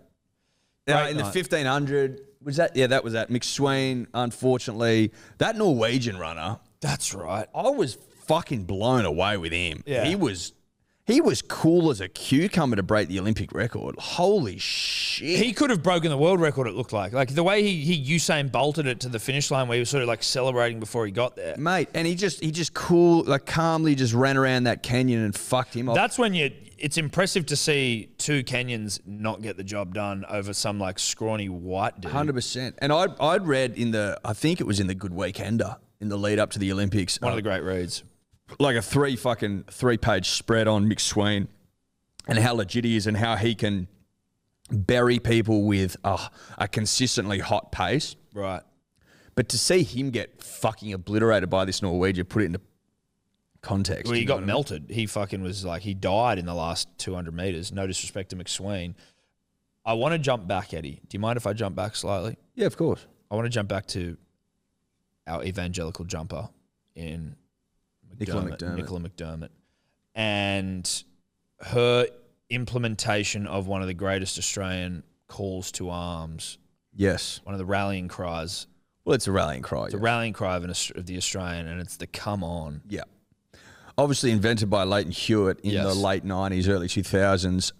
And then sort of the cherry on top was the come on, the like the flip of the hand back is electric. It's as good as it gets. It's as good as it gets. And I mean, there is a part of me and you that you almost feel like the come on not given the shine and the recognition that it deserves. So obviously I feel like the come on in Australia is the Australian version of the Americans. Let's go! But the let's go is lame as fuck. Let's go is lame as fuck. Come on is primal, Yeah, it almost. is. Like it sits deep within the belly of the guttural. nation. It's guttural. Your core's engaged when you're screaming, come on. Come on! Like, What more do you want, what right? more? Like, if you hear that, you're like, holy shit, there's an Australian going for it. Yeah, somewhere. exactly, yeah. Oh, my God, there's an Aussie ripping and tearing right now. I've just heard it come on. I just heard one deep from the belly. Yeah. I would like to look into a little more, Tom, and you and I will be basically going balls deep, to borrow an about even term, into the come on in the coming weeks. Yeah. Around its history, around its meaning, and around the use of the Leighton Hewitt. This is the most electric head. fucking move in Australian sports fucking history. love it so much. So just name a more electrifying move than fucking come You don't on. even have to say anything. Just, No, you just... just pumps me up. Come on! Don't you feel like fucking running 20 Ks, Dude, Dave? I just Fucking want to oath. fucking rip and tear. Come on. You know what I mean? As if you're not pumped the fuck up. Give it one in the car, fucking jacked. baby. Everyone Give it who's one. listening, come on! Come on. Give yourself one. Yes. If you're having a rough day, you just need to take a fucking moment out of your day and just, come on! Mate, if you want to own the fucking day, the first thing you do when your feet hit the ground is fucking, come on! Wake the neighbours, get them involved. Get up. Get up and into it. You're an Australian. Fucking be proud of it. Come on. I tell you what. Would this be too much, Tom? Like yoga, Oh. but not, and it's just the come a on. room full of like-minded Australians. Giving a just fucking pumping a themselves flash up. mob of Aussies just coming on. I think And they only go for 15 minutes, and you Dude. leave. You leave absolutely jacked to the tits. I love that idea. Maybe we release an exercise video or some sort of thing. It's just called you the and come I. on. The come on. We could do that. We could definitely do that. Us in Australian regalia. Yeah, and you're just coming on to shit. do like each side, one hand. Yeah, exactly. You got to do both sides. Oh, you got And, to. You got to work both hands. I actually found just then I'm getting a bit of a sore wrist from not enough come-ons. You know what I mean? I got to strengthen the fucking left wrist. Yeah. And Get it's a all good in come the on. snap. Dude, it's the snap back. And how close you can get to your eye. But also, like, how sharp can you keep your fingers out as well? Like, if you can keep your fingers nice and sharp back to the face. Do you like to? I like to come into the So you like bridge of the nose. There are a couple of ways to do it. Come on, obviously, as Eddie and I are showing right now. But like, you can do the like over fucking like the over Like the harbour past bridge. the horizontal. You know Yes. what I mean? That's a pass. Or you can do the fucking flutters attack. The 180. Yeah, the 180. or one that kind of just comes from below and comes straight. Oh, you could have one coming up. Yeah, at you you. can. Yeah. Because if you're down on one knee and you just Yeah, gotta- you just got. you know what I mean? Yeah. Like you've just hit a fucking passing shot and you've slipped over and you just got to. Coming from the ground. Yes, it doesn't look, again, that'll all come out in the informational video, you know, in terms of where your come-ons come from. But just thought it was, you and I just had a particular giggle on Saturday night. Well, you know what it was, Tom? You know what it was? it was seeing not the rebirth because it lives amongst all of us, but like it was on show again. Yes. And it was guttural, like you said. The come on was on the big stage again. It was on the big stage again in an Olympic final, no less. Yeah. When she's fucking jumping for gold and a doped Russian away from getting it. Yeah. Like, I mean, it brought out the best in the come on, I think. Yeah. And it fucking pumped me up. And I've been pumped up ever since. Same. Haven't been able to fucking get the come on out of my head. And it was just like, okay, the come on's back. It's back. People haven't been paying enough attention or respect to the come on, ourselves included. The Evangelical Jumper, Nicola McDermott, she shone a light back on. She showed us the light. She showed us the light, exactly.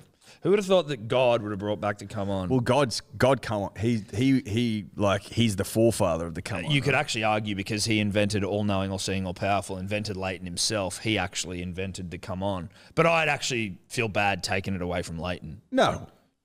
We're just saying that there is a link between God and the come on. That's what we're saying. It's not too far for me to say that a good come on is a religious experience. Or it can be. Yeah, I think it is. You know what I mean? You're as close as you can be to God sometimes if you're fucking whipping a come on. Do you want to hear the hierarchy moving from third upwards? Good sneeze, good orgasm, good come on. It's number one. It's number one. And you'd put in a good poo somewhere there as well. But not you wouldn't put that on top. No, you wouldn't. You'd be third or fourth. Yeah, it's definitely. Depending on the poo, depending on the sick. Good come on, orgasm, Yeah. sneeze. I'd say good poo then Well, sneeze. I think poo and sneeze are interchangeable. Yeah, they are, depending on, your bowel, I guess. Depending on circumstances. Yeah, though. that's true as well. Because you could do a good poo in a bad situation and it's not a good poo. Yeah, that's right. Good poo, bad situation. Yeah, look, if you're pooing where you shouldn't be, then it's not third after the orgasm. No, it's not, unfortunately. It drops way down. Stubbing your toe suddenly becomes a better option. Was there anything else Olympics-wise that we missed? Sad to see it go. I know, it's over. I'd say that. It was actually like, I watched the closing ceremony. I don't know why. Yeah. I watched it more out of like I think, like just a goodbye to the Olympics sort of fucking thing, if that makes sense. No, it does. What did you make of the ska band they had? The band with all the trumpets and the horns and Oh, doing that music, I didn't mind it. yeah, it was interesting. Well, The DJ was funny as well. Just see him like mixing on the fucking records and No, I shit. think I missed that, but It was Japanese. Yeah. Like it was a bit weird in that way, but it was good. I long for the Olympics now. Yeah, we got the Paralympics But we've in got a the couple of Paralympics weeks. in 2 weeks, I think. Which I will be would have good. liked them to just fucking muzzle up, like bang, Just go straight bang into straight. it. I think they probably just want to. Do you have an opening ceremony for the Paralympics as well? I'm sure they do. Surely. But 2 weeks, I'm like, fucking hell, I what am I know. going to do now? Rugby league and fucking. But it's not on all day. I That's know. the That's like. the It's not problem. just rugby league, fucking hour after hour. That's the problem. It was like, do you remember back in the day? You might have been too young, but you may not have been. So you might have been like, well, you're 2 years, so you might have been 8, so it might have been young. But there was like a summer where they had The Simpsons on Fox 8 Yeah, of course I remember that. all day, every day for the entire summer, Yeah. and it was so fucking great. It was just wall to wall Simpsons. So you knew just no matter what, at any time of the day, you just whip on Fox 8 and you just watch Simpsons. It was the best. That is how I feel the Olympics was to adults in lockdown. Well, even kids in lockdown, to be fair. The Olympics is for everyone. Fair analogy. I don't want to accuse or draw any lines, right? It's not what we're about here. Obviously, innocent till proven guilty. I did raise a people's eyebrow, shout out to The Rock, when I saw that the nutritionist for the Italian who won the 100-meter Marcel final, Jacobs. got done for providing steroids. Look, I think the people's eyebrow did raise, Tom. Yeah. And it raised for this reason. Now, DYOR will be DYORing this as I speak it, and he can look for inconsistencies in my retelling. But I believe that Marcel Jacobs was so far down the list of the dopers, like People that were the people that they were testing regularly, because he was nowhere near what they thought was going to be a fucking medal. Yeah. That he wasn't tested at all. Now, I don't know if that's correct or not, but in the lead up, I believe he wasn't tested because he was too fucking slow to put it bluntly. Now he goes out there and he runs the third quickest Olympic time all time. Yeah. Only behind the great Usain Bolt. Now, his nutritionist come out with links to doping. There's an investigation into him. Now, obviously, this is all alleged, but I don't like that link. No. I don't like that link at all. When a slow man becomes quick and his nutritionist gets done for cheating, the eyebrow, it goes up. The people's eyebrow raises. Oh, it raises, baby. Can you raise your eyebrow? Oh, yeah, you can do it. And it's raised. And it will remain raised because I am suspicious. Oh, yeah. I'm. This is a suspicious This is brow. a fucking real suspicious brow. I don't even know if mine's up right now. I'm trying to get it. Mine's up. Yours is up as fuck, dude. You got the people's eyebrow unlocked, dude. Your people's eyebrow's phenomenal. Yeah. Well, I'm highly suspicious. We've got to steal. I think we steal the people's eyebrow off the rock. Yeah. That's ours now. He doesn't deserve it. No, unless he's copyrighted and he's going to sue Well, us. he's not. He doesn't speak for the people anymore. No, he doesn't. He's lost his fucking mind. He's lost his mind. It's like, look how strong I am. I ripped this gate off its hinges. No, He actually did a very interesting tweet about look at the this fact that he fucking alive showers. fish that isn't dead, I swear. No, it's not dead. Also, by the way, I have 3 showers a day. No one gives a fuck, by the way, Rock. No one cares. But Yeah, thank because you stink, mate. Thank you for tweeting that. No, but he was like, he did a tweet where he's like, I have a cold shower in the morning because I got to get up and get ready. Then I have a warm shower after my workout. Then I have a hot shower at the end of the day. I'm like, why are you telling us this? Oh, my God. Because you've got nothing else to say. No. But The eyebrow's the up. people's eyebrow well and truly raised about the legitimacy of Marcel Marceau's Look, I'd say this. 100-meter fucking final. No, like suspicion around Lance Armstrong, and I'm not saying that Marcel's Lance, but I'm merely making a point. The suspicion around Lance Armstrong came from a couple of angles. One being the fact that his dominance was so incredible that people were like, hang on, what the fuck's going on here? Like, he would fall off his, like, there's a couple of stages where he came off his bike, or he kept coming out of his pedals and got dropped by the fucking pack as they're climbing some peak, and he just burnt back up and threw him. And everyone's like, Jesus Christ, that was pretty fucking wild. He's the guy he worked with, that Ferrari guy, the Italian doper who basically masterminded the whole program. So much suspicion around him, and everyone's like, why are you friends with that bloke? In the end, we all know what happened. All I'm saying is, when there's smoke, there's fire in this doping game. Yeah. And other than Usain Bolt, I hate to say it, but it's the fucking truth. Other than Usain Bolt, anyone that's done anything in men's sprinting has at one point or another been done for doping. That's just a fact. Yeah. It is what it is. That's what's crazy about Usain, where you're like, oh. I know. I think part of it with Usain is like, if it comes out he was doping, you put a line through the sport. So Yeah, you know but what I that's mean? the same with fucking... But I also, but you know what? I would say with the Usain Bolt thing, I'd say this: no one would have been more fucking tested, right? There's still, like, his teammates, you'd think maybe. Like, One of them tested. Yeah, I know, but I'm saying could have ratted him out like Lance got ratted out. Yeah. But I'm comfortable with this in Usain. Sometimes Don Bradman's pop up. Yes. Don Bradman was not doping. Do you know what I mean? Yes. I mean more from a statistical No, I anomaly know. perspective. Yeah. Like, These people these exist. freaks come and go. Why don't they just let them fucking do what they want? I don't get it. Because then it becomes about the program, not the athlete, I think. It becomes about science. Yeah, but it's a bit of both, right? Like, I get what you mean. D or Dave ain't winning a high jump no matter how much he does. No, I get you. But then I think it becomes about investing money into the shit you're putting into the As athlete. if that Plus, isn't it's not already healthy. happening. Like, Well, no, but there are like, Yeah, I don't think it it's as isn't. unhealthy as you think. I think there's like a bit of a, fucking steroids are like, I think like obviously abuse of certain things is not good, but there are healthy ways to do them. Like fucking like dudes take testosterone as like a replacement therapy when they reach a certain age. It's not like it fucking kills you. Again, what do I know? I know nothing and I shouldn't even be speaking about it. But there's just a part of me that's like, I mean, it would eliminate the issue. Anyone do what you want. You're just trying to be the best. You're going to see quicker times. You're going to see gnarlier shit. Like, why not? I just don't understand why not. Because unless you are just going to purely go, all right, we're just picking literal dudes Joe blows off the street and they're just training their ass off. Like, that's not the case in any athlete. They're all... Well, you've seen Icarus. supplements The Icarus, the guy dopes and he doesn't do that well. Exactly. That's why I'm saying it's not just about the person. There is the athlete that's still involved. I wonder what sort of percentage uptick you're seeing. I would suggest women you would see a more drastic change because testosterone not as prevalent in their systems. No. So if you started fucking pumping them through full of testosterone, like that's why there's some very suspicious female athletics times that haven't been fucking remotely challenged since they were set. The 400 meters comes to mind. It's like fucking 2 seconds quicker than anyone ever Isn't run. that Caster Semenya? No, that's 800 meters. Oh, okay. No. The 400 meters was set by an Eastern German, I think, back in the 70s. People were like, whoa, that was quick. They weren't testing her. Flojo as well, who's American. Everyone's very suspicious of her world record. Well, fucking Bruce McAvaney was jacking off about Flojo after a race the other day. People are very suspicious of Flojo. Very suspicious. Now, I don't know how I feel about it. I still like because essentially what I'm saying is this.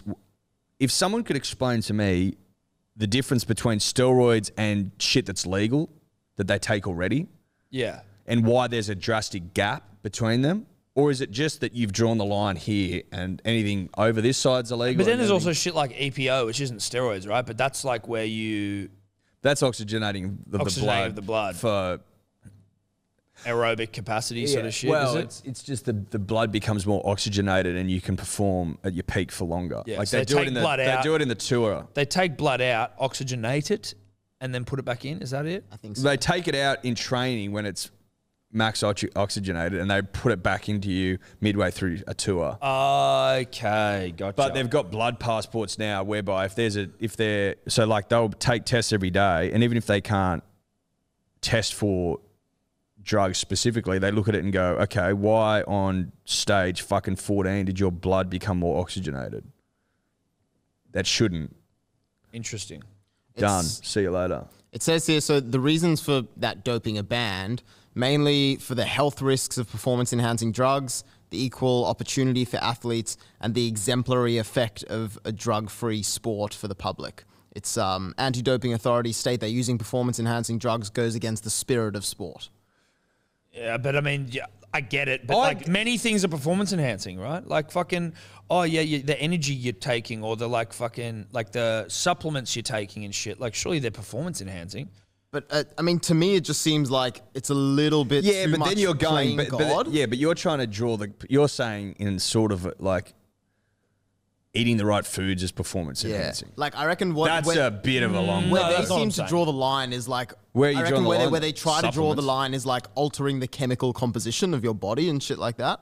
Well, like I mean, there's certain things that you'd be taking, right, that are like going to be performance enhancing, but it's like it's not drastic enough for it to be deemed a performance enhancer. But it's also not naturally. You can't go and eat it. It's not like broccoli. It's not like you can just go and fucking eat it. Like there would be supplements and there'd be all this sort of shit. There would be. Yeah, but to your point, it doesn't make that big of a difference. No, but I'm saying it's still performance Where steroids enhancing. do. But I'm saying it's still science-based performance enhancing fucking shit. That's why I'm just like... So you're saying where do they draw the line? I'm saying I don't give a fuck. I'm saying let them rip. Athletes should have to live on a regular diet of like beer and fast food. Well, if you want them to do that. That's the opposite, yeah. That's Well, they the do in opposite. darts. Yeah. Huh? Yeah, in darts they do. We fucking should... Look, I don't think we're going to solve the issue. No, here, we're not. We're not. We're not here to solve issues. We're here to just dribble and yarn. I did want to ask you this. What do you think the dollar value is commercially to a gold medal winner post-Olympics? Like, not the value of the medal. I heard Titmus is looking at $4 million this year. Can you confirm that? She's already doing Harvey Norman ads. I know, but they were getting her before she won gold, which is smart from Harvey. Well, Harvey can spot a winner. But I wonder whether they go, you've got me now at fucking 100 grand, but if I win gold and gold for the nation, then you want to keep running these ads, Harvey? Then I'm going to need a couple of zeros on that fucking contract. That's where the baby. Australian medalists make their fucking cash, is in endorsements after the games, because we comparatively they get paid fuck all. I think it's 20 grand for a gold. Yeah. Whereas people from Hong Kong and Singapore and shit get like $1 million. Dude, the Chinese chick, she got a house and and 900 grand. Was she Chinese? I think so. Are you talking about the weightlifter? Maybe. Yeah, she was from Philippines? Philippines. Okay, right. Yeah. House and 900 grand's nice. I don't, because when you said Chinese, I'm like, I reckon it's either win or go to a camp. Yeah, true. You know what I mean? Yeah. P.S. Listen to that full Rogan podcast about North Korea. It is so fucking intense. It is. North Korea is worse than you could imagine off the back of this chick's account. Like, she escaped. It is fucking crazy. And even China, like, because they escaped to China and then it's like trying to get out of fucking China. And they often are caught and just sent back, even though China know what they're doing to them. It's like, and they like, she was saying, I won't get into it too much because it is heavy, but they have poison with them and razor blades because they know that if they get caught, they're better off just killing themselves because the way that they will be tortured when they get back is so much worse. She says that, like, when you call back, she still has like a few people she knows underground that she can like contact back in North Korea.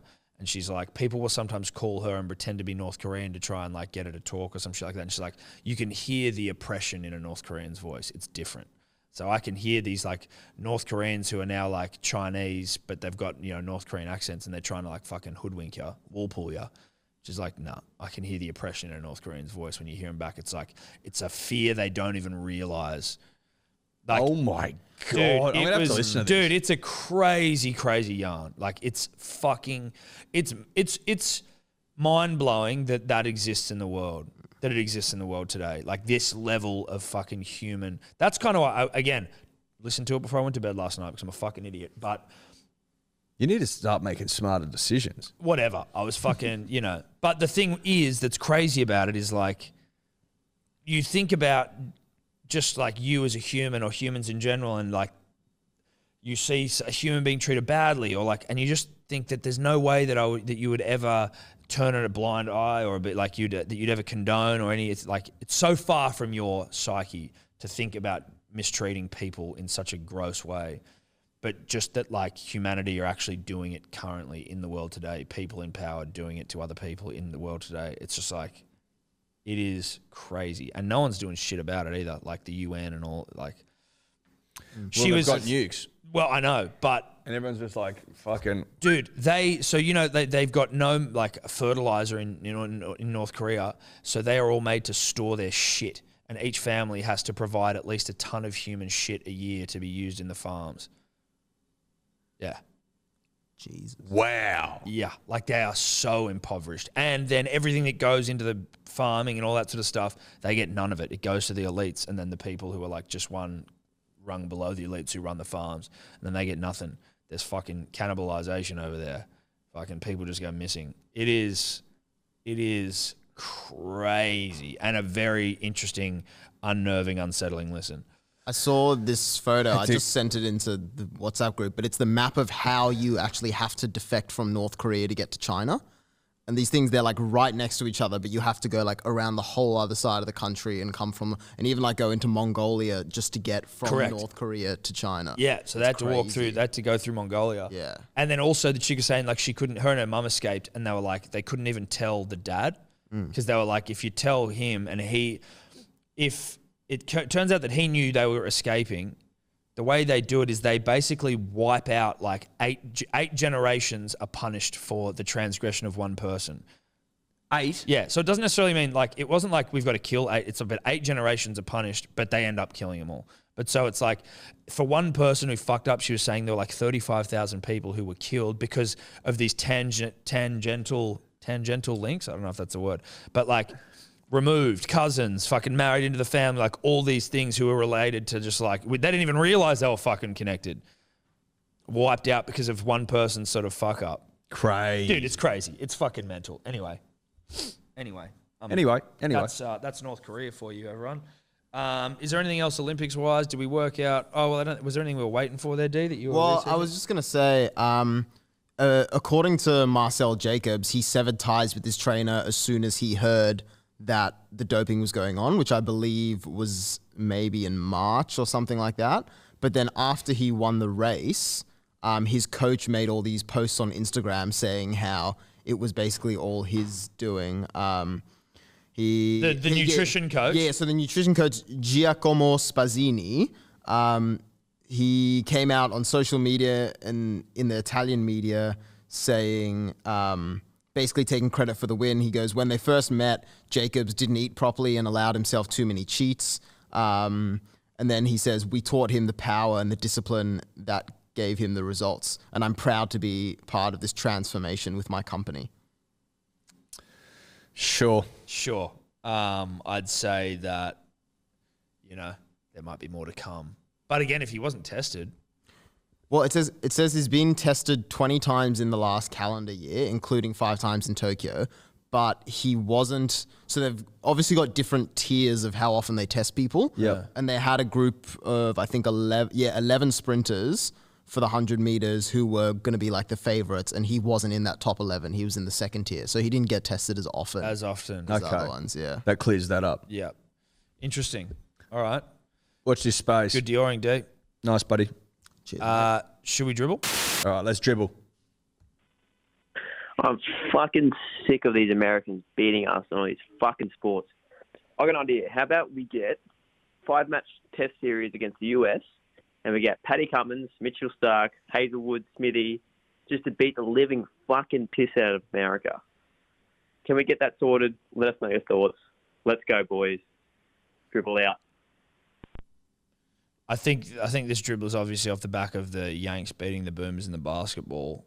And then did Kevin Durant and fucking Draymond Green, were they bragging about it? Going, there's no one fucking near us or something in the media? They just seem like the most obnoxious pricks. Well, that doesn't surprise me. No, I know. But you just Yank mentality is to be an obnoxious asshole as opposed to I think Draymond Green was he was saying how, everyone keeps saying that the world's catching up with the USA. They ain't. It's cool. Cool, dude. Relax. Well, yeah. I mean, how do you go at cricket, bro? Yeah, that's to that man's point. Yeah, let's have fucking Paddy Cummins bowling beamers at your head. See how you go.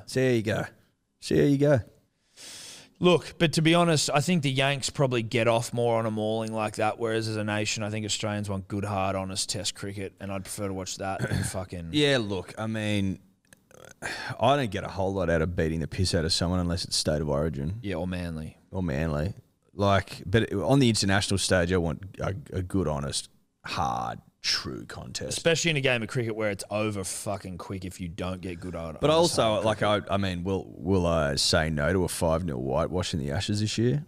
I don't think so. Jofra Archer out, spewing. Is he? Yeah, I don't know what's wrong with him, but he's out. Oh, they're fucking no chance then. I like Jofra versus Steve Smith. Same. That was but fun. also Jofra on Australian wickets he is almost their Australian bowler for Australian conditions. That's annoying. Yeah. Oh, they're fucked. They're fucked, you would think, unless they've got anyone else we don't know about. But Joff, how's he out for that long? It's his elbow, which I don't know if you've been following too much. It's been injured for a long time, and there was a period, it might have been around last Ashes, where I remember them talking heaps about how his schedule was just so overloaded. He was going back to back, one-dayers going into IPL, coming into Test series, and they were saying how for such a young bowler, they're going to overwork him and basically make his injuries worse. There you go. Exactly what's happened. Poms desperate for wins. Poms don't know how to man manage. We've always said it. I think he was just too young and too hot. They were just let's get this dude playing. Yeah, that's the Pom approach. Yeah, it is. Let's just bury our only good bowler. Yeah. I mean, Jimmy Anderson's 70, but I mean, he's still all right. Yeah, I don't think he does well in Australia though, Jimmy, historically. That could be wrong. That could just be vibe. Let's move on. Fuck the Poms. Boys, Tom, Eddie, DYOR, just found out a literal fucking plumber has won a medal at the Tokyo Olympics. Australian boxing is alive and well. A literal fucking plumber from Melbourne winning bronze medal at the Olympics. How good. Australian boxing forever. Queensland never. Cheers. Yeah, it's a good point. I feel like we probably owe Harry Gearside, I think is his name. Garside. We owe him probably a bit of an apology. We haven't really covered the journey of the plumber during the Olympics. I'll tell you what, Australian boxing alive, but I think more than that, Australian plumbing is alive. Australian plumbing's alive and well. We've said before, there's probably quite a few listeners out there that think we're joking when we're saying that Australian plumbers box and usually get big fights against big names. We're not joking. No. There's a lot of truth in it, and now you're starting to see that we're not talking shit. Harry Garside's a plumber, and he got bronze, and he had a good fucking crack at the best amateur boxer on the planet who beat him. Wasn't comprehensive, but he beat him pretty well. But he had a fucking crack. Yeah. He got in there and he ripped and he teared. And what was his quote, Dave? Can you find Harry's quote after he lost that fight? After he lost? Yeah. So it was basically just like, Australians just have a fucking crack, and that's what I did. You're like, yeah, dude, that's just a plumber out there having a crack. A plumber's crack. Having a plumber's crack, and I gotta respect the fuck out of that. And walking away with bronze, no easy feat. No. Particularly when you're plumbing most of your life. Well, there must be something though, like you know how Jamaicans, something about Jamaicans, it's in their DNA that they are good sprinters. There's something about the plumber that makes them good boxers, or at least all right boxers. Well, they're never world class. You don't see a world class plumbing boxer, you know what though? but you see You know decent what? plumbing boxers. Yeah, but like third at the Olympics, it's verging on world class. Well, it is, but it's. What we're You're seeing? right. That's not the correct thing. But the Olympic boxers at the Olympics aren't the best boxers in the world. Not yet, because they usually start amateur and then Yeah. go pro. Are we maybe seeing, Tom, the professionalising of the plumber? They started amateur. They started in fucking RSLs. They started getting short boards, fucking massive pay-per-view fights because no one else was available. Against former rugby league players. And they're like, all right. I mean, this started off as a joke, but we're going to start taking this fucking seriously now. We're going to plumb and we're going to box our dicks off. Yeah. And we're going to start bringing home medals and maybe world titles. Plumb Maybe by that's day, what's box next. by night. Maybe that's what's next. Maybe that's what's next. I can't wait to see a plumber up there with like a wrench and a gold medal around his neck. Or a wrench and a world title. A wrench and a PVC pipe and a world title. I don't think that's far away. With a plumber's crack. Harry's given us a bit of belief. He's certainly the best performed plumber in Australian boxing history in in recent boxing history. The Boxing Plumbers Union must be licking their lips, bro. They're like, Yeah. we've got a winner here. We've got a fucking winner. Have you found anything, Dave? Yeah. So he The said, PBU. He goes, he said, it's crazy here. It hasn't really sunk in. I did this for Australia, and I know Australia's proud of me that I got Fuck the us, we bronze. are. He said, I felt outclassed a little bit, but I had a red hot crack, mate. That's all Australians do. We have a red hot dip. We do have a red hot dip. He's fucking right. Love Harry. I love Harry. There was also, I'm just trying to find Liam Adams, I'm pretty sure. Yeah, he was a Sparky. Yeah, Sparky, who ran the marathon. 24th in the marathon. Yeah. Love that, And like dude. wasn't even in the top 200 coming into this or anything. Like barely. He missed out the qualification in the Australian race and like traveled to different marathons all over the world to try qualify at one of those. Came 24th at the Olympics out of fucking probably 80 odd. I tried to count the other day and fucking ran out of puff, but it's around 80 competitors. So is it TAFE where you learn to plumb and spark, or is it? Yes, you do. So Well, you I have mean, to go to You have TAFE. to go to TAFE. So Yeah. I mean, is there something in the TAFEs that we're not even aware of, where there's a side thing of TAFE or a class you take in TAFE of like, having a dip for your nation 101? Maybe there is a class. Maybe that's fucking a class you have every semester. How to have a dip 101. Because you got to have a dip. Have a crack, have a dip for your nation 101. 101. Because I tell you what, if that class exists, they're rolling out champions. Would you say that, well, maybe dip is 101 and then crack is 102? That's not a bad point, through? Dave. Yep. Yeah, if Yeah. you haven't, you got to learn to have. And you gotta then learn to have a rip is dip. 1 and tear is 103 and another tear is 104. Yeah. Yep, I'm with you. That makes a lot of sense. Rip is 1, tear is 1, and then rip and tear is the final unit. Because you got to learn to rip and tear individually. Well, you got to bring it all gotta put together. together. You got to put it all together. Yeah. Yeah. And that's practical. Yeah, so that's what that's like. So what is that course? Is that it's a TAFE course, obviously, that we can take. Just doing your nation proud. Doing the country proud. Yeah. I've got to. It's a working title. Yeah, it's a working title. We'll work on it. We'll work on it for sure. Or we won't. Let's move on. Probably won't. Probably won't. Tom, Eddie, DYOR, punters and dribblers, it's the stats man. Back I have again. to say I'm really enjoying the 2021 Hello Sport podcast cap. And I'd like to make a suggestion for the 2022 variety, basically keeping the same design with just a couple of variations. Change the black corduroy cap to a dark blue corduroy cap. And instead of the white lettering which says punters and dribblers, change that instead to some gold lettering that says 5 billion years. Be soon. Yep. Don't hate it. Look, that might be...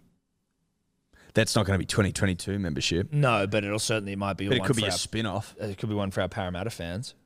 Well, look, I think it'd be a nice thing to gift a Parramatta fan, or gift yourself if you are a Parramatta fan. Just a gentle reminder. Yeah. Just a gentle reminder. Don't mind it though, Stats man. Good to hear your voice. Don't hate it. But again, won't be a membership. No. 2022 hat's going to be dope as fuck though. G'day boys, Tom and Eddie, D or Dave. It's dot point dribbler here. Welcome back. Just off the back of a bad loss for my Chooks to the Penny Panthers, and yeah, just been conversing with Danny Exotic. So you guys might know Danny Exotic of All Right Bender fame, but I know him as former neighbour / would take his footy home when I was beating him on the neighbour's lawn / dad is actually my mechanic fame. And yeah, he was being quite mean to me as the footy game progressed. I said to him, if Panthers do go on to win this game and you message me, I'm actually going to reach out to one of your sisters to see how she's going. And he did exactly that. He messaged me, sent me a couple of voice messages. So I reached out to one of his sisters that I haven't seen in a long time. And we're conversing now. So my question is to you boys, where do you reckon I should take Danny Exotic's sister on our first date? Would love to hear your thoughts, boys. Cheers. Racking red, white and blue soon. Bye.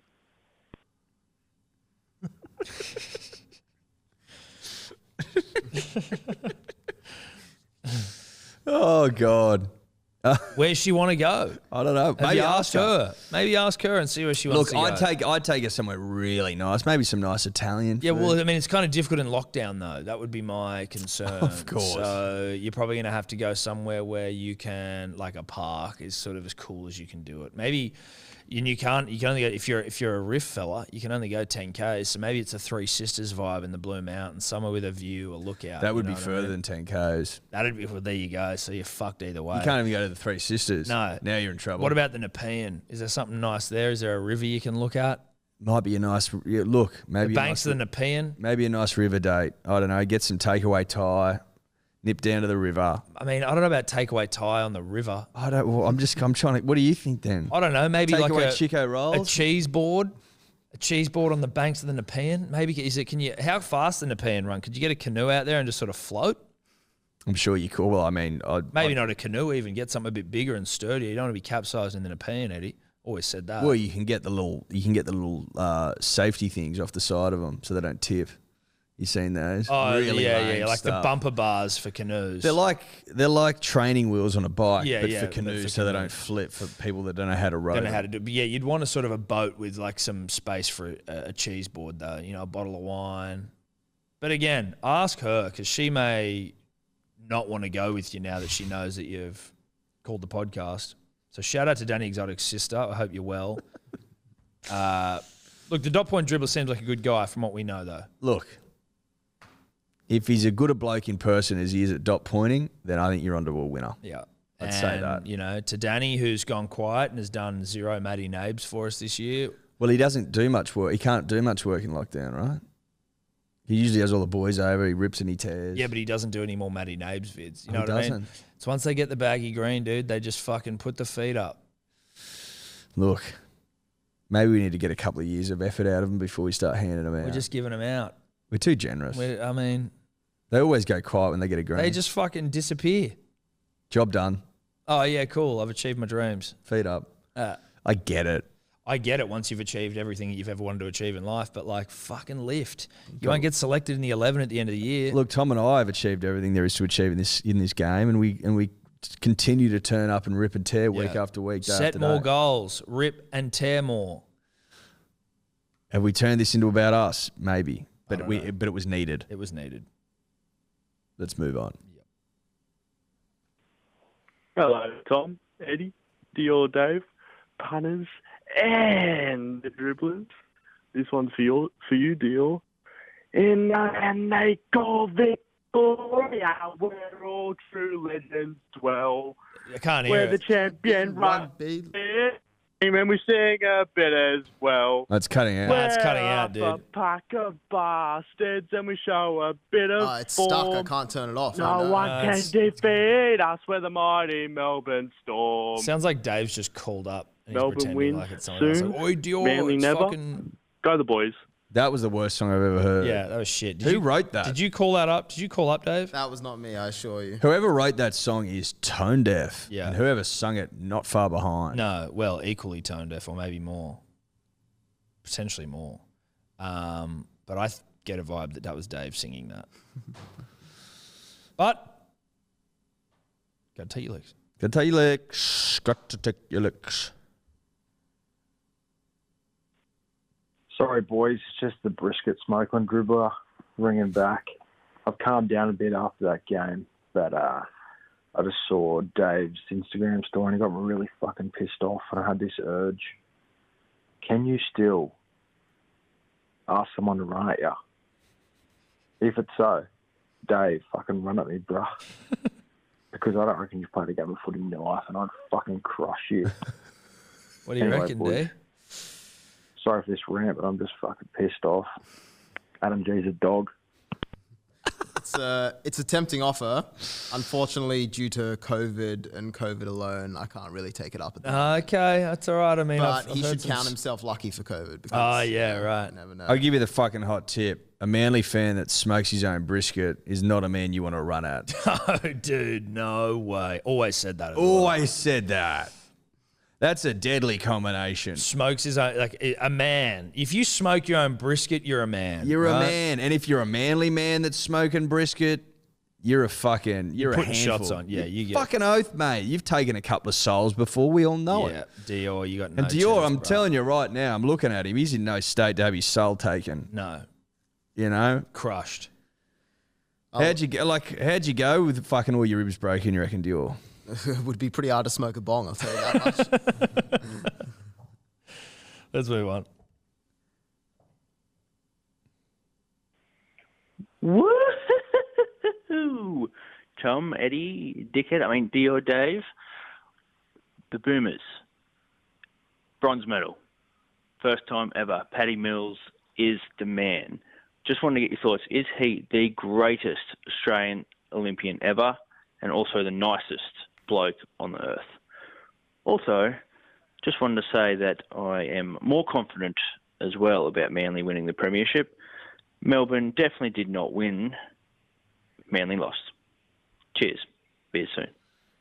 Great comment, great statement. I'd agree with that. I wouldn't agree with Paddy Mills being Australia's greatest Olympian, obviously because he hasn't won enough golds. But as I said before, he is one of the great Australians living. Yes, and the greatest Australian basketballer. I'm comfortable giving him that. Put up goal. 40 points or something. More than 40, 44 or something. Like he gets all the accolades in that department. But it would be unfair to, off the top of my head, Ariana Titmus and Emma McCann, Ian Thorpe, Liesl Jones, Kath, Dawn. Exactly. I mean, the list goes on. Chevo's Dick, Yana Pittman, Rawlinson Pittman, Sally Ferguson. Is that her name? Sally Pearson. Yana Pittman, I don't think she won any golds. No, she didn't. She just competed across 2 Olympics and she had did. multiple last names. Yes, which was always impressive. And confusing. She had more last names than medals, but... I always found it interesting that she put a Pittman after Rawlinson, which was after Pittman originally. So Pittman, Rawlinson, Pittman. Well, she went back to Pittman after being Pittman Rawlinson, I think.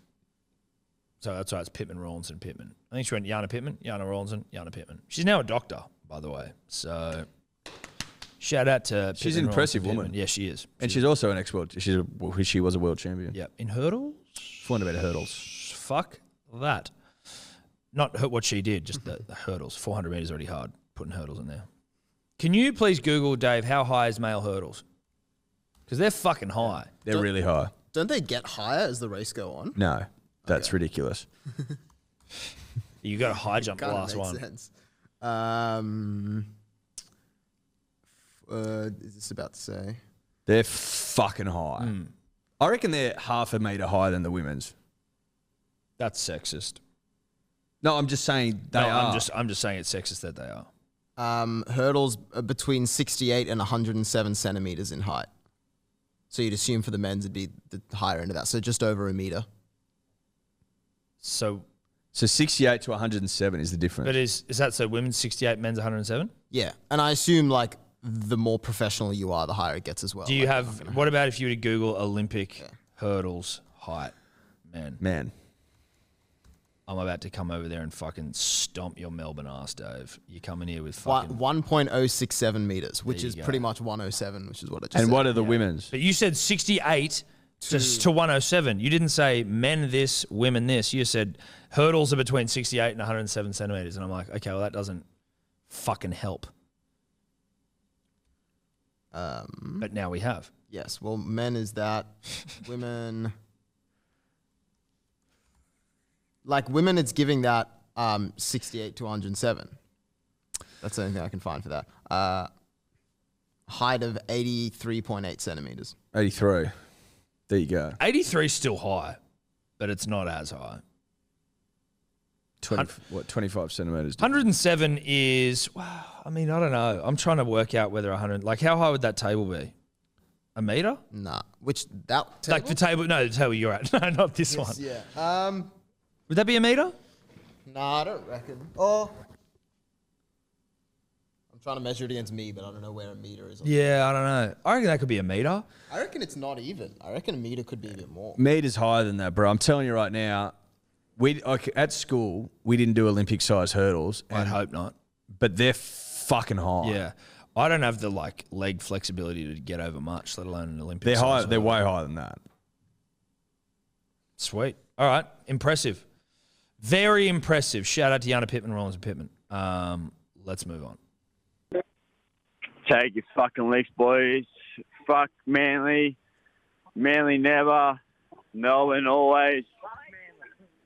Pappenhausen forever. Tom Osmond forever. Fuck it. Up the fucking hoot. Fuck you, blokes.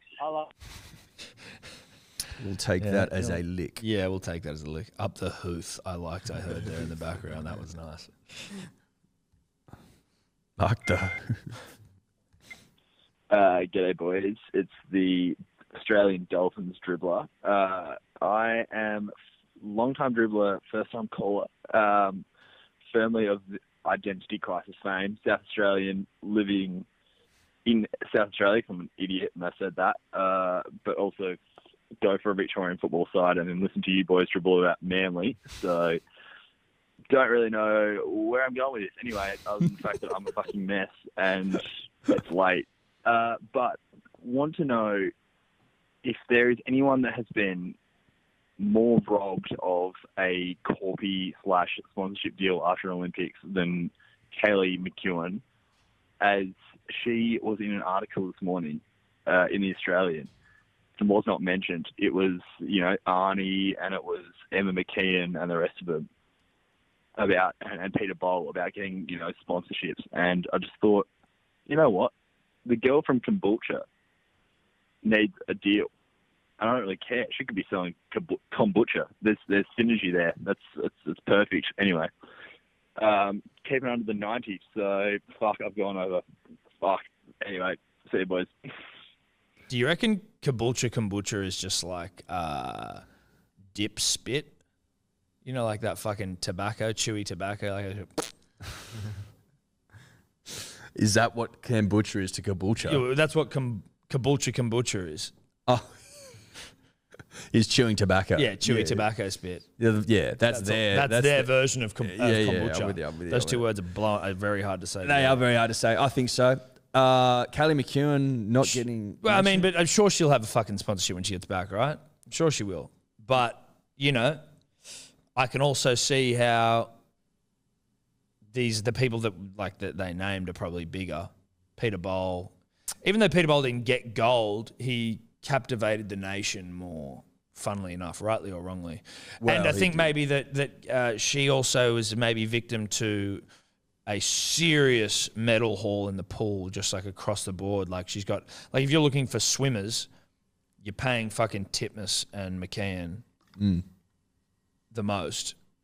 Yeah, she's not first in that world, whereas Peter Bowl, with one of the great names all time, in the first 800-metre final in a long time, yeah, he stole the light in a quieter week. Yes. If that makes sense. Yep. From a medal perspective. But look, Kaylee will get her fucking dues, baby. Don't worry about that. She'll get her dues. She's rough and ready and fucking ready to rip. Yeah, fuck yeah, kombucha gal. Love that. I mean, there's plenty of sponsors lining up for that sort of talent. Corpies will be done, that's for sure. Let's move on. Just started a podcast called Fuck Yeah with Kayla McEwen. That'd rip. Mm-hmm. It'd tear too, Tom. Oh, fuck yeah, it would. Tom, Eddie, DYOR. Tommy, I was just listening to the most recent podcast. Heard you're starting up a 12-week challenge. I'd like to congratulate you, mate. I've just finished my third ever 12-week challenge. Shout out to Ultimate Performance Fitness Nutrition. Did he say third ever? Lost 13.4 Australian kilograms. Wow. So fucking Yahoo for me. That was yesterday at the final weigh-in before smashing out a pack of Tim Tams and a bacon egg McMuffin and half a carton of Bloke beer. But one needs to celebrate when such an accomplishment has been done. So, cheers to you, bro. You'll get it done. Smash it. Fuck yeah. Thanks, bro. 13 kilos. That's fucking impressive. That's encouraging for me. That makes me feel better. 13 kilos, a shitload of weight. That's fucking impressive. 13.4 is a shitload of weight. It's doable, bro. It is. It's got to believe. Can you keep that one starred, please, Dave? Mm-hmm. 13 kilos, a fuckload of weight. I just hope that when I lose it all, that I don't just look like a deflated balloon, that I look like svelte and fucking, you know what I mean? Will you keep? You're gonna push the whole 12 weeks? Like even if you lose the 10 in fucking 6 weeks? Yeah, dude. Yeah, like I feel like I've just got to have a crack. You got to have a crack. I've never had a crack. No. Australians have a dip. You know what I mean? You gotta have a dip. You got to have a dip. That's what we're hearing. That's what we're hearing. If you're an Aussie, you got to have a dip. You got to have a dip. You just got to have a fucking dip. And you haven't had a dip in a while. I haven't had a dip in a long, long while. Did some boxing on fucking Friday. Time to dip. Time to dip. Let's rip. G'day, Tom and Eddie, DYOR Dave, punters and dribblers. Got a bit of a skill question here for you fellas. Now, if you were picking who to win in this fight, you got Daly Cherry Evans and Nathan Cleary, but the catch is Cherry Evans has only his neck as a weapon versus Cleary, who has only his chin as a weapon. I'd like to hear your thoughts on who wins that fight. Anyway, beers soon, and Storm gifted wins never again. Fuck the Storm, Manly always. Eddie, I'd like to draw the punter and dribblers' attention to National Geographic videos of giraffes fighting. You seen that? I know you have. First time I saw that, it changed my perception of giraffes in general. Just the gentle giant.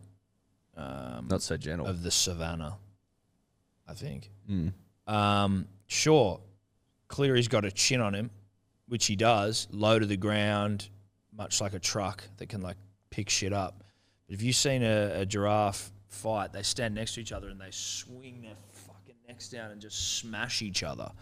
So I feel like I tell you what happens. I tell you what happens to that chin. It becomes pulverized. Correct. You know when you pulverize something with a fucking one of those pestle and mortars. That's what's going to happen to it. It's going to be fucking pulverized into dust. Yep. You're going to have chin dust. Yeah, that's it. You can sprinkle on meals if you want. Or it'd be Cherry will put it on his meal. Cherry will crumble it up and then put it onto a fucking acai bowl, whatever they're called. Yeah, he's an acai bowl or an acai. Who the fuck knows? Who knows? Maybe avocado and toast sprinkled with a bit of fucking Cleary chin, baby. Yep. So breakfast of champions. In answer to your question, Daly wins that comfortably. It's not even close. No, it's not. It's not even close. Not even.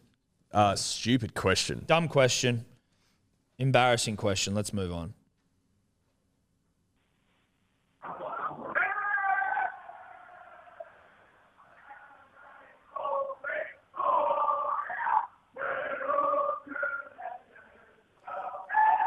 Is this in the sheds? Must be. Or it's like someone's just put their phone to the computer and playing the video. Yeah. No one can defeat us, we're the mighty Melbourne Storm.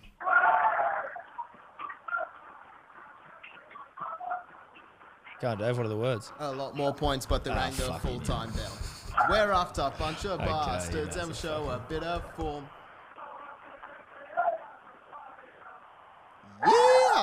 called Dave's bluff there, and he. Mate, I've been called in the mine. sheds within the huddle singing that song with the boys. Okay. So Okay. Yeah. He called your bluff. He called my bluff. I called his. He called mine. He fucked me. Yeah. That was a licking for both of us. Then I got licked twice as much because I tried to call Dave out there. He did. It didn't work. No, it didn't work. Didn't work at all. Didn't work. That was a tough one to take. Well, I remember once, I'm pretty sure it was Manly when I was ball boy, and what they used to do, and heaps of clubs do it now when they win a rivalry game, but you just leave all the doors of the sheds open when you sing the team song. Yeah. Team, And the coaches in the other opposition coaches in the presser, and then you just hear the team sing over him. Yeah. That's good shit. That happens to Parramatta a lot, actually. Thank you so much for that lick. Let's move on.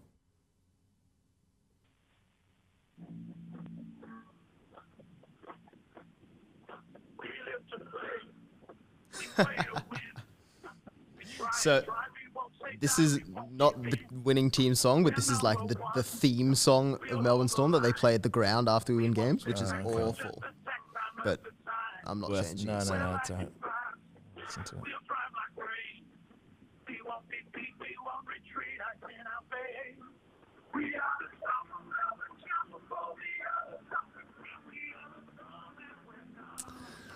Storm fans have a real audio problem, don't they? They do, yeah. They can't seem to get a fucking good recording going, which is, Don't use a Nokia 3315. Yeah, hey, you ever heard of the digital age, bruh? You heard of downloading the audio? Just email us the fucking MP3 file. What are we doing? How much longer does this go for, Dave? Not much, like 20 seconds or something. I think there's only one more chorus. Storm from Melbourne town will blow the Yeah, you sing it, because otherwise you can't we hear are it. the storm and we're number one.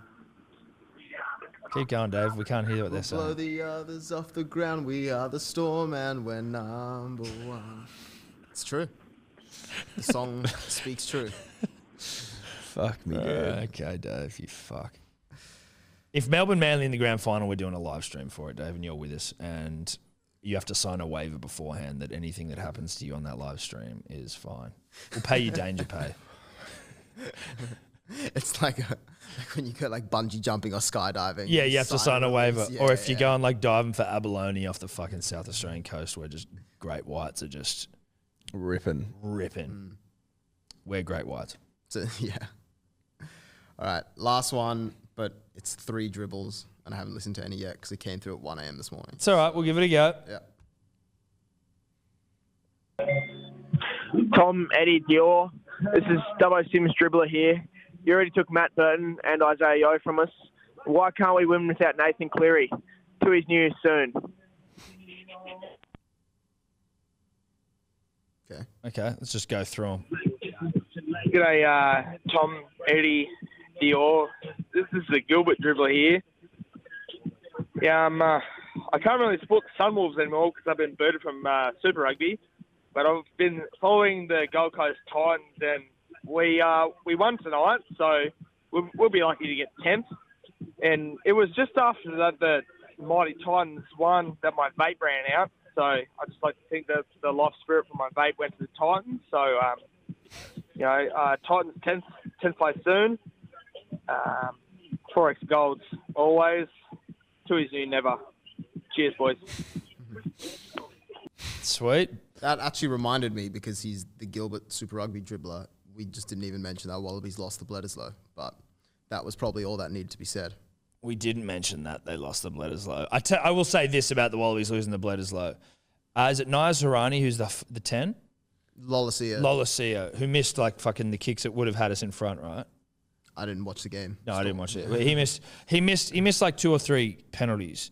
And he missed 4 conversions. And so people after the game, like the commentators were going, he's a young player, the pressure was on him, blah, blah, blah. And I'm like, if you are a young player in Super Rugby and you miss goals, I get it. But if you've been picked for the national side and it's not his first fucking test, he's been playing for a while, like that shit's unforgivable. I'm not saying drop him, but I'm saying don't be like, oh, he's a young player. Be like, that's not good enough if you're playing for the fucking Wallabies. In a game at Eden Park, we could have won.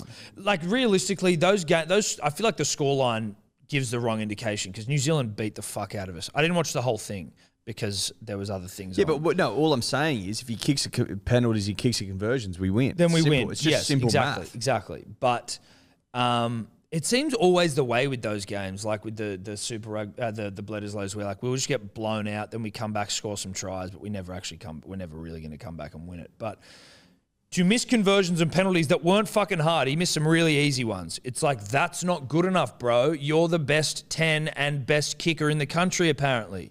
It's like when they were saying about Reece Hodge last year. And Reece Hodge was there. He was on the bench or he was out there for something. It's like, dude, if you're the kicker, if you're saying you can kick, then kick the fucking thing. If it's the best in the country, the kicking tee dribbler, where were you, bro? I'd like to hear from you. You need to help us make sense of this shit. Why did he miss him? More answers than questions at this point. No, more questions than answers, rather. Now, kicking tee dribbler, get off your fucking ass and get it done because we need answers quick. Yep. Because from where I'm sitting, that was an opportunity to miss to win at Eden Park since the 80s. Yep. Anyway, we did score some more out tries. Shout out to Andrew Kellaway, Scott's boy, scored a try. First try. First try for Love the Wallabies. Let's move on. Last one. Yeah, g'day boys. It's the Gilbert dribble back. That was a horrible dribble. I'm just going to have to take my legs. So just give me your worst, boys. Sorry about that. Luckily for him, I don't even know what he said. Yeah, I don't. And we basically just used your name to talk about the Wallabies. Yeah, and quite frankly, I don't really care. No. So, you get off scot-free this time. Yeah, you're actually lucky. You're lucky. Snuck out of that one.